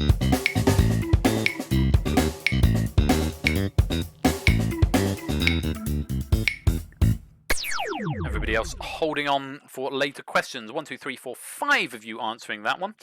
Let's have a look and see what you said and what the correct answer is. Yeah, it's India. Nice, easy start. Samster, Matt, DMM, Applecast, and Clive of Legend all attempting that one and all getting it right. Samster, Matt only need 1 more. Clive and Apple still need 2. DMM still needs 3 to get out of this round with points. Let's reset the podiums. Everyone is still in play, and you've got to answer to get. I can't say get out. You've got to answer to bank your money. Here comes question number 2. In 2019, which country had a population of just 825?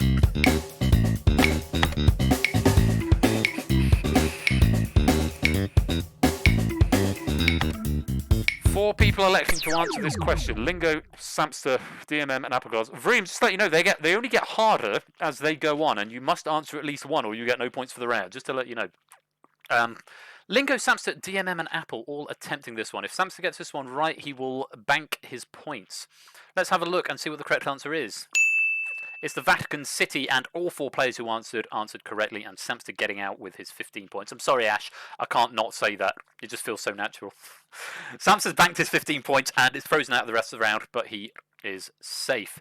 Well, the Vatican City is the smallest country in the world. It has no fixed population, but officially in 2019 they had 825. Lingo and Apple now down to just one question. Quite that. Lingo and Apple now down to just one question. DMM still needs to answer 2. Let's reset the podiums. Samster is frozen out of the rest of the round, but is safe on 61 points. Let's have a look at question number 3. In which country would you find the Tivoli Gardens and the Little Mermaid? This is worth 15 points. Clive's in. DMM and Egg are in. Sargo Dave is in. Connor's in. And 8 Minky at the last second is in. Cetra, at this point, you cannot bank. Cetra royalty scheme for every time you say it. Quite right, Ash. Cetra, at this point, you cannot now escape from the round. So, Cetra, you are not going to get any points for the round because you must answer at least 3. Clive, Egg, Connor, Psycho Dave, 8 Binky, and DMM all answering. Have they answered correctly? Let's have a look at the answer. Is Denmark. Clive, Egg, Psycho Dave, and DMM all getting that right. But Connor going for Finland, 8 Minky going for Austria. No, that is not the right answer. Let's focus in. Austria, no, I'm afraid that is not right. 8 Minky, we lose the round. No points for the round, sadly. Likewise, Connor, podium to focus on. 9. Focus on podium. I'm curious, what would happen if I actually let you carry on? I think you should be able to carry on, Connor. That's something I need to fix. If I press reset podiums and you've got it wrong and I haven't rejected or condoned it, it should probably automatically reject it. That's something I should add. Can someone add that to the to-do list? Automatically reject if I just press reset. Because the checker is supposed to be just that, a check, and actually if you're wrong, chances are you're wrong. So, 8 Minky and Connor leaving with no points from this round. There is still 2 questions left. Cetra now cannot bank any money. Let's reset the podiums and see where we are. But everybody else who is still in has got 1 that they need to answer. Are they going to answer question 4, or are they going to wait out for question 5, which is worth 25 points? This one's worth 20. Here's question 4. Ulaanbaatar is the capital city of which country? That's proper pub quiz ammo, that is. DMM is in, Cetra is in, Applecast is in. Matt and Dave and Clive Legends are in. Lingo, Egg Fried Cheese and Vroom are going to hang on for question number 5 and try and maximise their points. Let's have a look and reveal the correct answer and who got it right. It's Mongolia.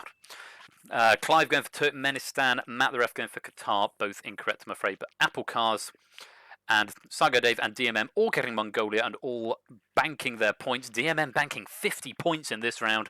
Saga Dave banking 35, as is Applecars. Nicely done.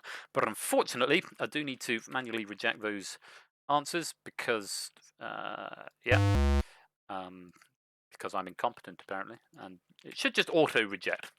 But Qatar and Turkmenistan, not the right answers, I'm afraid, guys. So you're out with no points. Let's reset the podiums.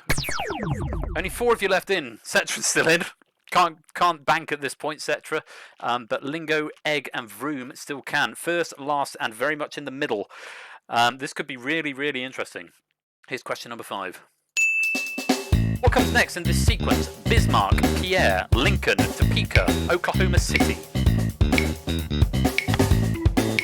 Lingo's having a go. Need an answer, guys. No, you're out of time. You're going to get nothing for the round. Only Lingo. Having a go. Excuse me, no idea. Let's have a look at what the correct answer is and whether Lingo got it right. It's Austin. Yeah, well done, Lingo. Got it right as well.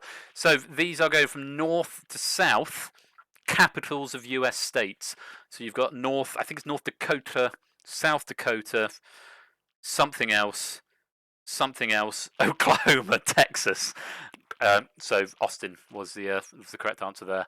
I looked that up earlier. Panda said that's a very weird question, but I was quite proud of that question. I was channeling my only connect there.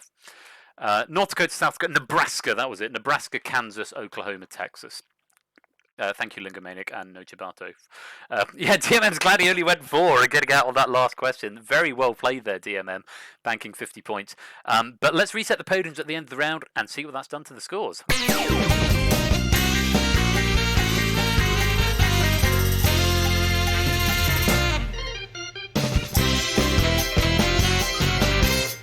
Lingomaniac in the lead with 89. DMM is gliding overall, though, with 76. Samster in third with 61.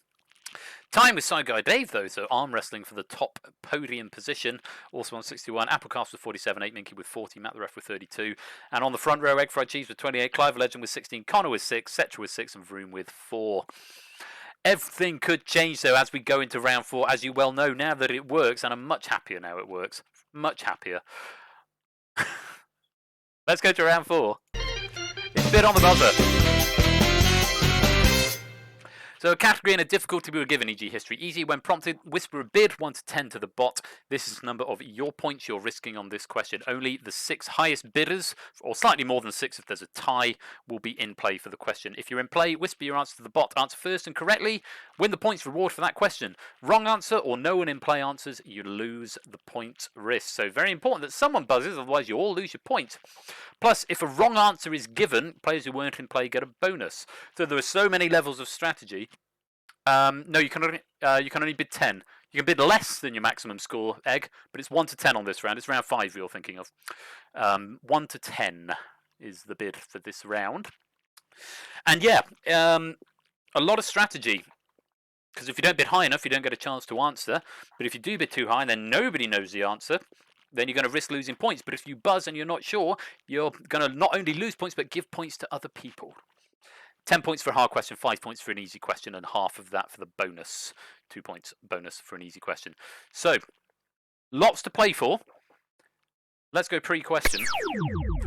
Oh, first of all, so you have to bid off before every question on this. You get a category and whether it's easy or hard. And this is very much, I'm going to stress now, because it's Google that, this is an anti-Google game. The idea being you shouldn't be able to Google the answers. And if you can, I've done my job wrong. But I'm not encouraging people to Google. You shouldn't be Googling, following my message on Tuesday. But yeah, it's basically RTFQ, because these are questions you might have to sit and pass. You can bid 10.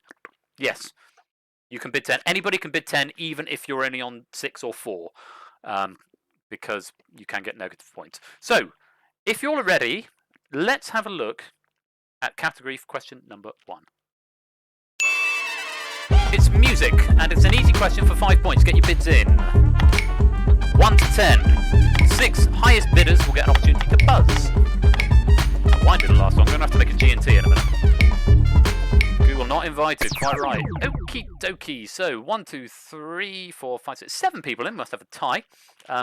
Yeah, so Egg bidding for 10, which was a wholly unnecessary bid, because 8 Minky has only bid 8. This is the thing. You got to think, I don't necessarily have to bid as high, because other people might not be bidding high, but it turns out here people are bidding quite low. So Egg, if you get this one wrong, you're losing 10, or no one answers, you're losing 10 points. 8 Minky bidding 8, and then Vroom bidding 6. Dave, Clive, Connor, and Sam all bidding 5. So you guys are eligible for the question. You don't need to buzz, you just need to whisper your answer to the bot. And as soon, the first person to do that will buzz in. If you're ready, here is question number 1. What would you get if you added the number of beats in a minim to the number of symphonies written by Beethoven? Egg Fried Cheese, that was very quick. Mama just killed a man, put a gun against his head, pulled the trigger, now he's dead. That is not the right answer, I don't think. Let's have a look. No, the answer is 11. But Egg is playing a particular tactic. I don't like this tactic because it sort of ruins the fun for everybody, but it does mean that the other players don't get points. But it does mean you do give points to other people in game. You're losing 10 points here, Egg. Please don't do that again.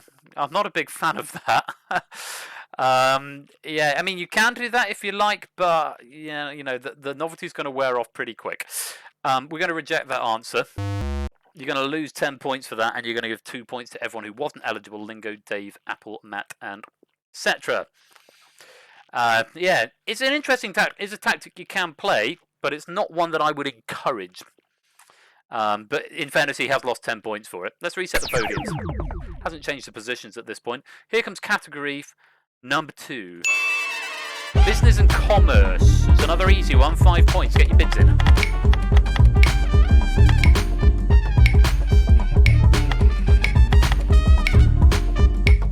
All bids locked in. Let's see what you bid. Okay, so we've got a 10 from Clive, a few 7s, Dave, Ape and Connor have all bid 7. Eggs bid 5, and a couple of 4s from Lingo and Samsa, the low bidders not getting to have a go on this question. But it's an easy question. Let's have a look and see what you think of it. Here is question number 2. In 2014, a social media giant paid $19.3 billion for which company? Samster is there. You're saying Instagram. Let's have a look. What is the answer? No, it's WhatsApp. Wasn't it? It was Facebook. Facebook paid $19.3 billion for WhatsApp. Good guess, but not the one. Quick on the buzzer. You're going to give some points to the uneligible players. And Lingo, Dave, Ape, Clive, Egg and Connor are going to be very sad that they didn't get that one right. It's not the right answer, Samsa. You're going to lose 4 points and give 2 away. Let's reset those podiums. And you've put yourself down onto the second pillar there, Samson. Side Guy Dave now taking the top row.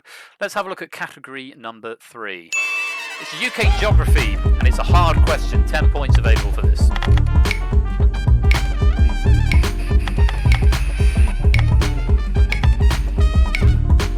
Cetra just not bidding. He's just saying, nope. Someone add that to the log that the text isn't showing up on certain podiums. I know why that is. It's to do with the order of the shader on the text, which is annoying. I thought I'd fixed it, but apparently not. So, low bids. No, the highest bid there is a 7 from Samsung Ape, and Matt the Ref also bidding 6. Egg Fried Cheese bidding 5. Dave and Dave, the 2 Daves in this game, bidding 4. Everyone else is either abstaining or just bidding low. Let's have a look and see what the question is and see what you can do with it. Which stately home is on the eastern border of the Cotswolds?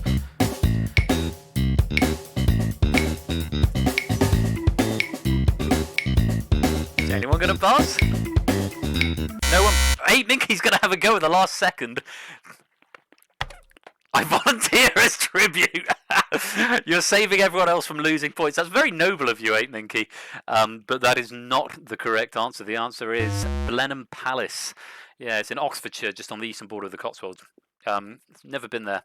That's really good of you to take that bullet, 8 Minky, because what you've done there is the non-eligible players would have gotten points anyway, but you taking that bullet has stopped everyone else who was eligible from losing their points. So only you're going to lose those points, I'm afraid.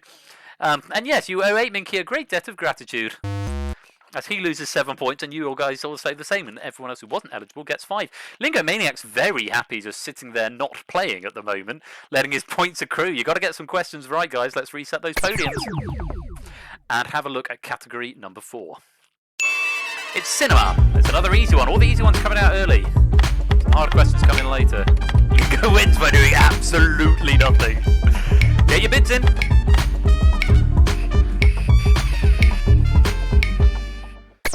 Dream not getting a bid, automatically bidding 1 there. Samster actually going for a full bid of 10 there. 8 Minky going for 9. The rest of them fairly middling bids. 6 from Clive and 5 from Matt, Connor, Dave and Lingo. So Lingo actually in on a question here. He's trying to increase his lead. God, pay attention, Vroom. Come on. Let's have a look at the question on cinema for 5 points.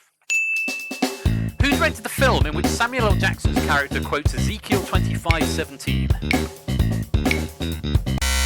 8 Minky's going for it. You're going for another. You're taking another bullet, 8 Minky. He's going for Tarantino. Is that the right answer? Of course it is. Quentin Tarantino. Oh, and the spell checker's working on that one. Don't know why. Spell checker is random. I didn't write the. Yeah, as Keshihead points out, the film is Pulp Fiction, and 8 Minky getting some points back on the board there and denying everyone else some points. Nicely done. Moving up a place, pushing Matt back a little bit, but more changes need to happen as we're approaching the halfway mark. Get ready, here comes category number 5. It's literature, and it's hard. 10-point question on literature. How hard, though?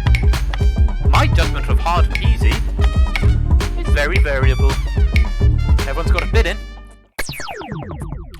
Only the minimum 6. Samster's going for 10. DMM bids 8. Clive bidding 7. 8 bidding 6. And Egg and Cetra bidding 5 each. Lingo Maniac once again electing to sit quietly, just bid low, and hope to get some bonus points. Have a look at this question. It's worth 10 points. Who wrote an 1880s novel about a doctor with a split personality? Samster is in. He's saying Robert Louis Stevenson. That is rapid typing. Is that the right answer? Absolutely right. The book in question, Dr. Jekyll and Mr. Hyde, written by Robert Louis Stevenson in 1883, I think. But absolutely spot on. Well done, Samster. That is going to push you right up to the top row, knocking side guy Dave down. This match really heating up now. So, let's have a look at category number 6. Chemistry. And it's a hard one. 10 points for this chemistry question. Everyone got a bid in.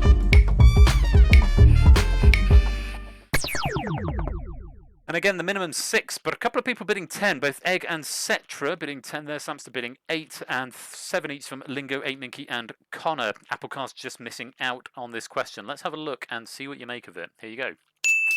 What word would you spell if you combine the chemical symbols for rhodium, uranium, barium and rubidium? Very fast off the buzzer there for Samster. And he's got it absolutely spot on. The answer is indeed rhubarb. Well done indeed. R-H-U-B-A-R-B. Rhubarb. That is absolutely phenomenal play there, Sam. So you've not changed your position, but you are within a point of Dave, who's in second place, and you're less than 20, or fewer than 20 away from Lingo Maniac. Nicely done. Let's reset those podiums. Yeah, rhubarb, rhubarb, rhubarb. You keep saying that, Dave, as Samster encroaches upon you, leaving the rest of the pack a little bit behind. Here comes category number 7. It's television. It's a nice, easy television question worth 5 points. Get your bids in.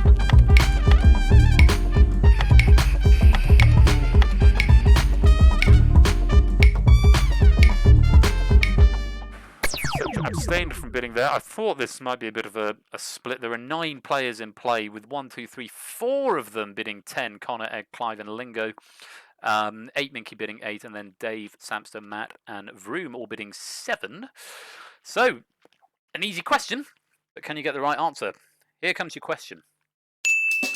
In which city was the TV show starring Bryan Cranston and Anna Gunn set? Samster again. Have you got to get another 5 points?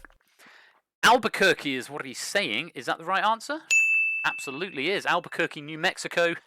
The TV show in question obviously was Breaking Bad, set in Albuquerque, New Mexico, which we are 1 episode away from finishing, is it, babe? Think so. I can't remember if you fell asleep during the penultimate one last night. You did. She did. So 1 and a bit episodes away from finishing for the 3rd time. Oh, it's such a good show, Cashier. I mean, it's on another level of good. But Samster getting 5 points there. Let's reset those podiums. And he's now going into second place. He's superseded Dave. Lingo, you're going to have to start bidding, I think. Bidding and buzzing if you want to retain that lead, because there are a couple of questions left, and I'm sure at least one of them is hard. Is this one of them? It's not. This is a history question, and it's easy. 5 points. Get your bids in.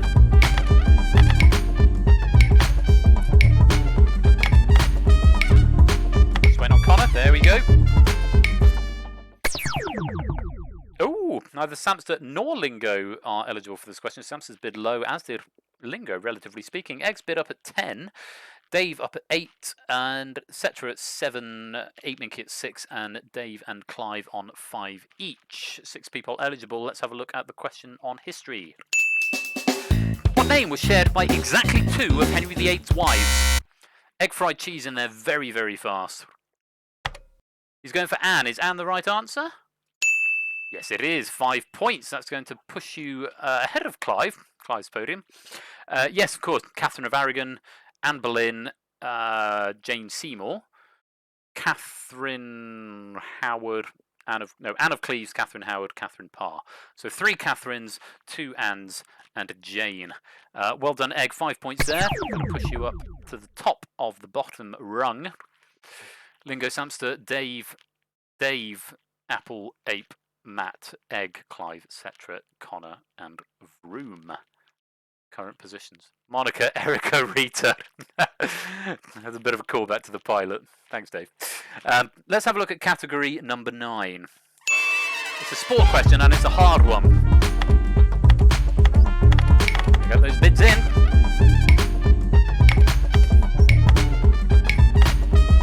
Everyone's bids are in. And again, a reminder: keep your eyes on the chat because that's where the action happens.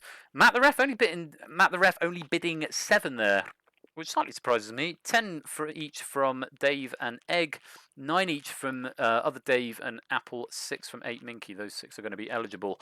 Here comes your question on sport. What colour is the jacket presented to the winner of a major golf tournament? Matt the ref is the first in. Is he right? He said green. What's the answer? Yes, it is. The green jacket presented to the winner of the Masters golf tournament. Matt, very, very quick on the buzzer there. 46 points. That's going to push him up a position. Let's reset those podiums. Still looking reasonably tight at the top. Yes, nicely done, Matt. Getting a question right there. Oh, did that come up last night? Oh, that's going to happen in this community. I suppose, you know, we're all of similar minds. The answers, the questions are going to be crossover from time to time, I dare say. I'm running late. It's 11:15. It's really late. I was supposed to finish at 10. We've reset the podiums. Let's have a look at the final category of round 4. It's fashion, and it's a hard question for 10 points. Last chance to get some points before the final game, the big finish. Everyone's got a bid in.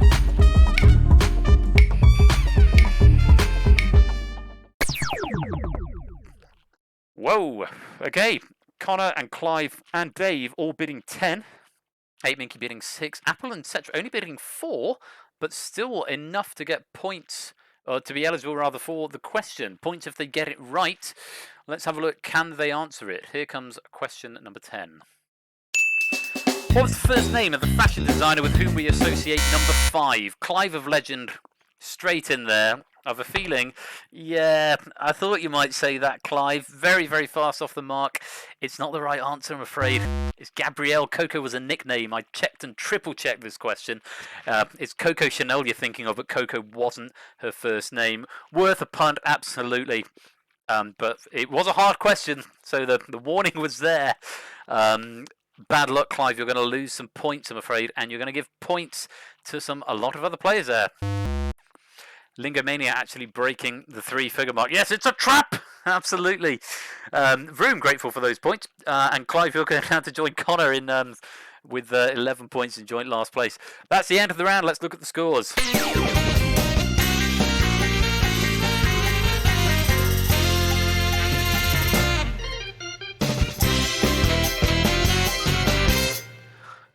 Okay, so Lingomaniac is in the lead with 101 at the moment. Samster in second with 87. Dave in third with 78.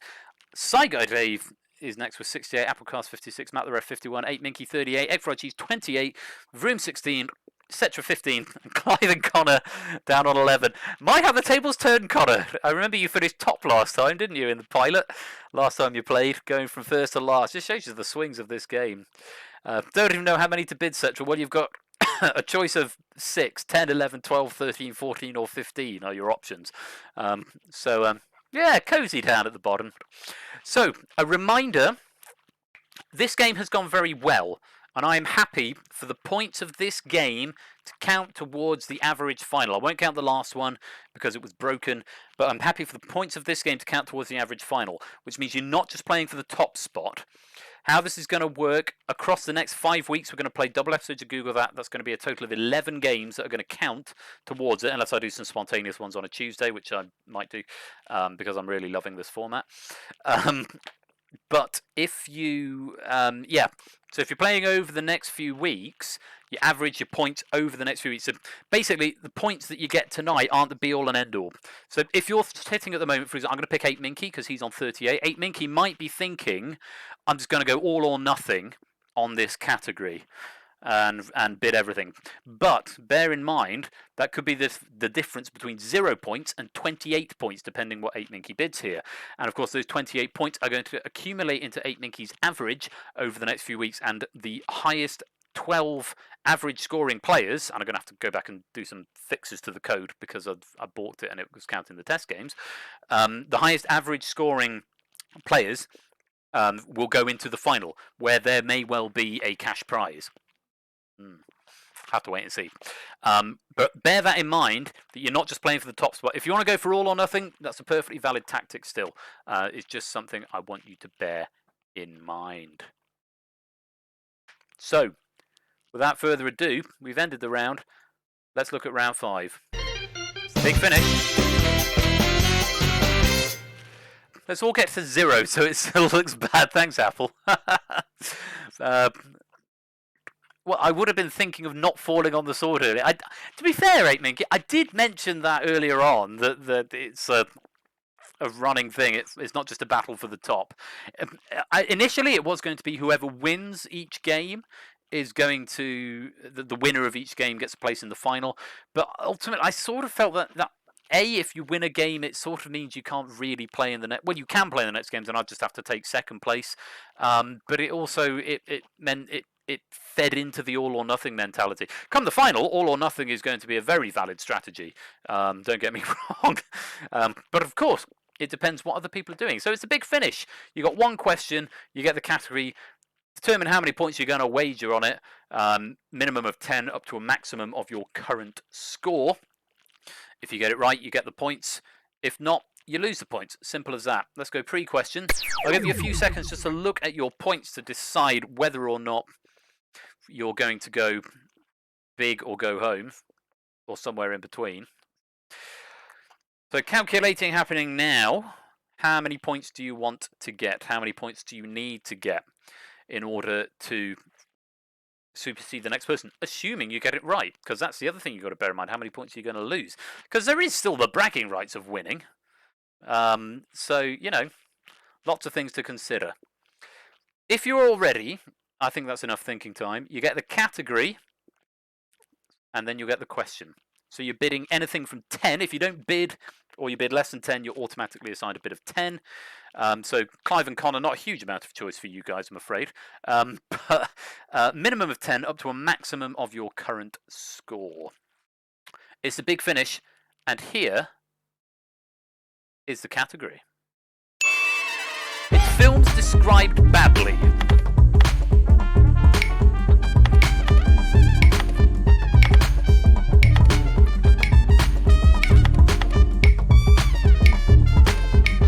Everybody's getting a bid in. We'll find out a little bit later on what it was exactly that you bid.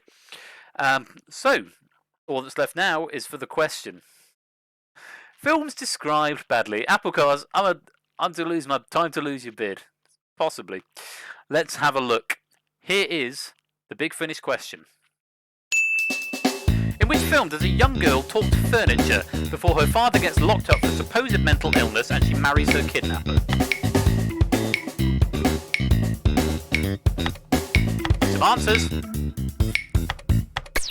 Ooh, not getting a lot of answers in on that one. This was taken from a meme. Is that Lolita? Says Keshihead. It's not Lolita. Let's have a look at the correct answer. The correct answer is Beauty and the Beast. Yeah, I did say it was films described badly. Beauty and the Beast. Yes, a young girl talks to furniture before her father gets locked up for supposed mental illness and she marries her kidnapper. See, when you say it like that, it's so obvious, isn't it? Oh, I love this bit. I love this bit when it works. Let's have a look and go in reverse order. Thank you, Nuchibato. I thought that was a pretty good description as well. Let's have a look. Connor, first of all. He said Carrie. That's not the right answer, I'm afraid, Connor. You're going to lose 11 points back to 0. Well, you're leaving with what you've come with. Flawless failure. Absolutely right. Bit of a change of from the last game, but there we go. Clive a Legend, also starting on 11. He did say Beauty and the Beast. That is the correct answer. He's going to double his points and go up to 22. Nicely done. Zetra. Life is good, actually. Yeah. That's not bad. You could still win yet, Clive. It depends what everyone else bid and whether they get it right or not. There's a lot of people not answering. Cetra being one of them, so that is not the right answer. Cetra's going to lose 10 points, going back to 5. Ligomaniac is still the person to chase on 101. Vroom was next. I don't know if Vroom got an answer in or not. They did not, so we're going to reject that answer. Vroom is losing 12 points, going back down to 4. Egg thought the answer was question mark. I wonder what Egg put as an answer. Let's have a look. Nope, no answer from Egg. Egg losing 12 points, going back down to 16, which means Clive wins the bottom row. That's nice, isn't it, Clive? Let's go on to the next one. This is where it's going to start getting interesting. 8 Minky, who's currently on 38. Wizard of Oz, good guess, but not the one. I'm afraid you're going to lose 31 points. So Clive has overtaken somebody else. Clive is not doing too badly at the moment. Let's have a look at Matt the Ref. I don't know if Matt got an answer in or not. On 51 at the moment, he didn't, which means he's going to lose 40 points. And Clive has overtaken someone else. Clive, coming out of nowhere, could end up in one of the top spots here. These points not boding well for your future appearances in the final. Applecast, currently on 56. Didn't give an answer and loses only 13 points. So Applecast is in the lead of the players who have answered so far, overtaking Clive of Legend. Saigai Dave was next, currently on 68. What did Saigai Dave put? He did put Beauty and the Beast. Nicely done. That is the correct answer. An extra 13 points. Not quite enough to get to the top spot, but it's going to be smile points for later on, Dave. It does also mean you're going to be on the top row, depending whether or not other Dave got this right. Dave, currently on 78, Dave DMM Dave, didn't get an answer in time and is going to lose only 10 points. But Saigo Dave, you have overtaken him and leapt into third place. Should have gone for more. Should have done. Should have, would have, could have. It's the name of the game. Let's have a look at mounted a massive comeback in the middle. Currently on 87, he did get the correct answer. What did he bid? 47! And he's gone into the lead with 134. Nicely played there, Samster. So it all comes down to this. Did Lingo get it right? And if so, what did he bid? First of all, Lingo currently on 101. What did he put? He did put Beauty and the Beast. Samster is currently on 34. So if this bid is 33 or more, Lingo, or 34 or more, Lingo is the winner. Lingo, what did you bid? 74, 175, absolutely smashing it out of the park there. And that is the end of the game. And the winner of the first functioning, with all the official rules working and in place, of Google That this week is, with 175, Lingo Maniac.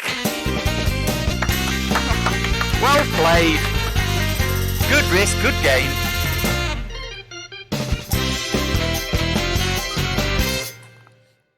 I've no idea why the text isn't populating on the bottom right. I know I do. I keep saying I've no idea why. I know exactly why. It's to do with the shader, and I need to fix it because that's a really amateurish error.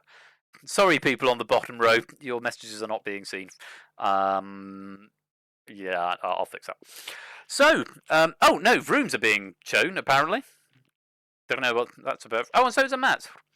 Why do the podiums look like tombstones? You know what? I thought they looked like tombstones as well, Matt, and then I added some colour.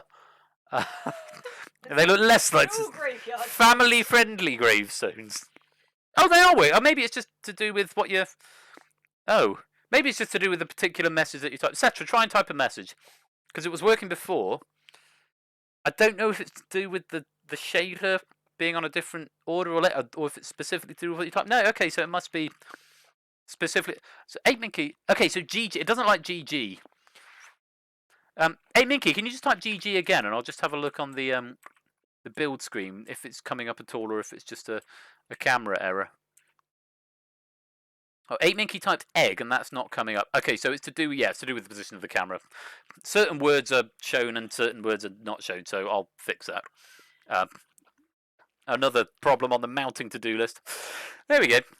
Anyway, that's been Google That. I'm really very sorry about that first game. I'm particularly sorry because I spent quite a lot of time writing those questions and I feel they sort of got wasted. And I'm not going to count them, but I am going to count this game. So your average scores over this plus 10 episodes, so the next 11 episodes, are going to roll over and I'm going to have to reset and I'm going to have to manually put these in and then come up with a better system that doesn't save stuff during test mode. I've no idea why it's doing that. Probably because I'm crap at programming. That'll be it. Anyway, that is the end of the stream. I've gone on way late. It's 11:30. But I hope you enjoyed the format. Royal Flush's mid-stream show with the Beat the Bee, which was unsuccessful tonight. Very annoying. And a weekly magic trick, which will be fun, plus all the announcements and stuff as well. Hopefully that'll make something a bit different with Google that either side of that. Yeah, so that is it from me for tonight. I hope you've had fun. I've been genuinely, honestly, I've been building up to this all week. So on the one hand, I'm slightly disappointed that I put in a really foolish programming error and then didn't bother to test it properly. But on the other hand, I'm really happy with how it's gone, with the number of people who've turned up and new people as well. It's been so lovely to have you, and it's been so lovely to host. And now that it's working again, I'm really happy with the format. So ending on a positive, and no, I just really, it was such a stupid error that I feel really bad about that I shouldn't have made. It's just me being sloppy, so shit happens. But hey, it's the first of many runs. We're going to play Google that again next Saturday at 8 o'clock BST. Right here, twitch.tv/Royal_Flush. No more adverts tonight. I can't waste. I've used 2 sets of adverts tonight. I've only got 3 prepped so far. But if you would like to send adverts from the 90s or early noughties that you'd like to appear in the Google That ad break, then please do send them my way. No, probably not going to raid tonight. I don't know if there's anyone online, but if you've got adverts, message me in the Discord. And of course, you can come and join the Discord. Right there. No, I'm not going behind the scenes again. I've done enough behind the scenes tonight. But yeah, come and join the Discord. Come and say hey. You can add your birthday to the Discord calendar now, which is really cool. And we'll all say happy birthday to you on your birthday. So do come and join for that. Thanks to Alex for doing that. Don't forget, Quetz is on in a couple of hours for the Chase VGM. And you've got Tipster with the Pinnacle Ladder tomorrow. And you've got Matt the Ref with Who Dares Wins. Is it Who Dares Wins, Matt? Who Dares Wins, I think, on Monday. And then Wednesday, Ash the Bash with Outright. Thursday, Quizzy Dan with Quizzy Bingo. Friday, 15 to 1 and more Outright with Ash the Bash. And of course, next Saturday, I'm back with more Google That. Who Dares Wins. Thank you, Matt. And of course, on Tuesday, don't forget, AMA live with Mrs. Flush, Royal Flush, and Ash the Bash. We're all going to be in the same room together at the same time. Put your tits away, bit. Sorry. Yeah, we're all going to be in the same room at the same time, answering your questions, and then there'll be a little bit of a Triv Now pub quiz style thing at the end. I'm super psyched about sudden viewer spike. I'm super psyched about getting to finally meet Ash after 3 years. So that's a big exciting thing for me. I hope Ash feels the same way. He may not. He may be indifferent to the whole thing, but I'm hoping he's a little bit excited about it. So it'll be good. You're all very naughty, and you need to turning off. Yeah, sudden viewers. Mrs. Flush says you're all very naughty and need telling off. So Tuesday, if you've got some questions, it can be related to the games we do here, general programming, general game design, general music stuff, because we're both musicians. Mrs. Flush, any questions you want to ask her, or anything at all. It's AMA, ask me anything. I can't guarantee we'll give you straight answers to all of them, but enormously excited about AMA on Tuesday. So please do come and join us on this channel right here, live with me and Mr. Flush and Ash the Bash in person, all in the same room. But for tonight, that is it from Google That. I hope you enjoyed it when it worked. I hope you enjoyed it when it didn't work, for what it's worth. And to be fair, what's the time? It's 11:30, and I did 30 minutes of dev streaming, which means actually this is looking to be a 3-hour stream on a regular basis. So, episode of Google That's probably 50 minutes. Midstream, half an hour. So yeah, that's what the Saturday is going to be like for the next few weeks. Thank you again, everybody, for joining in. Stay safe. We're travelling tomorrow, so if I'm not around on Discord for a couple of days, it's because I'm up with my parents, but I will certainly be here on Tuesday. Lovely to talk to you all. Congratulations again to Lingo on your victory, 175. I'll reset these points. I'll try and do it before I go. Yeah, that's about it from us for tonight. Peace out, everyone. Lovely to see you all. Take care. See you soon, and good night.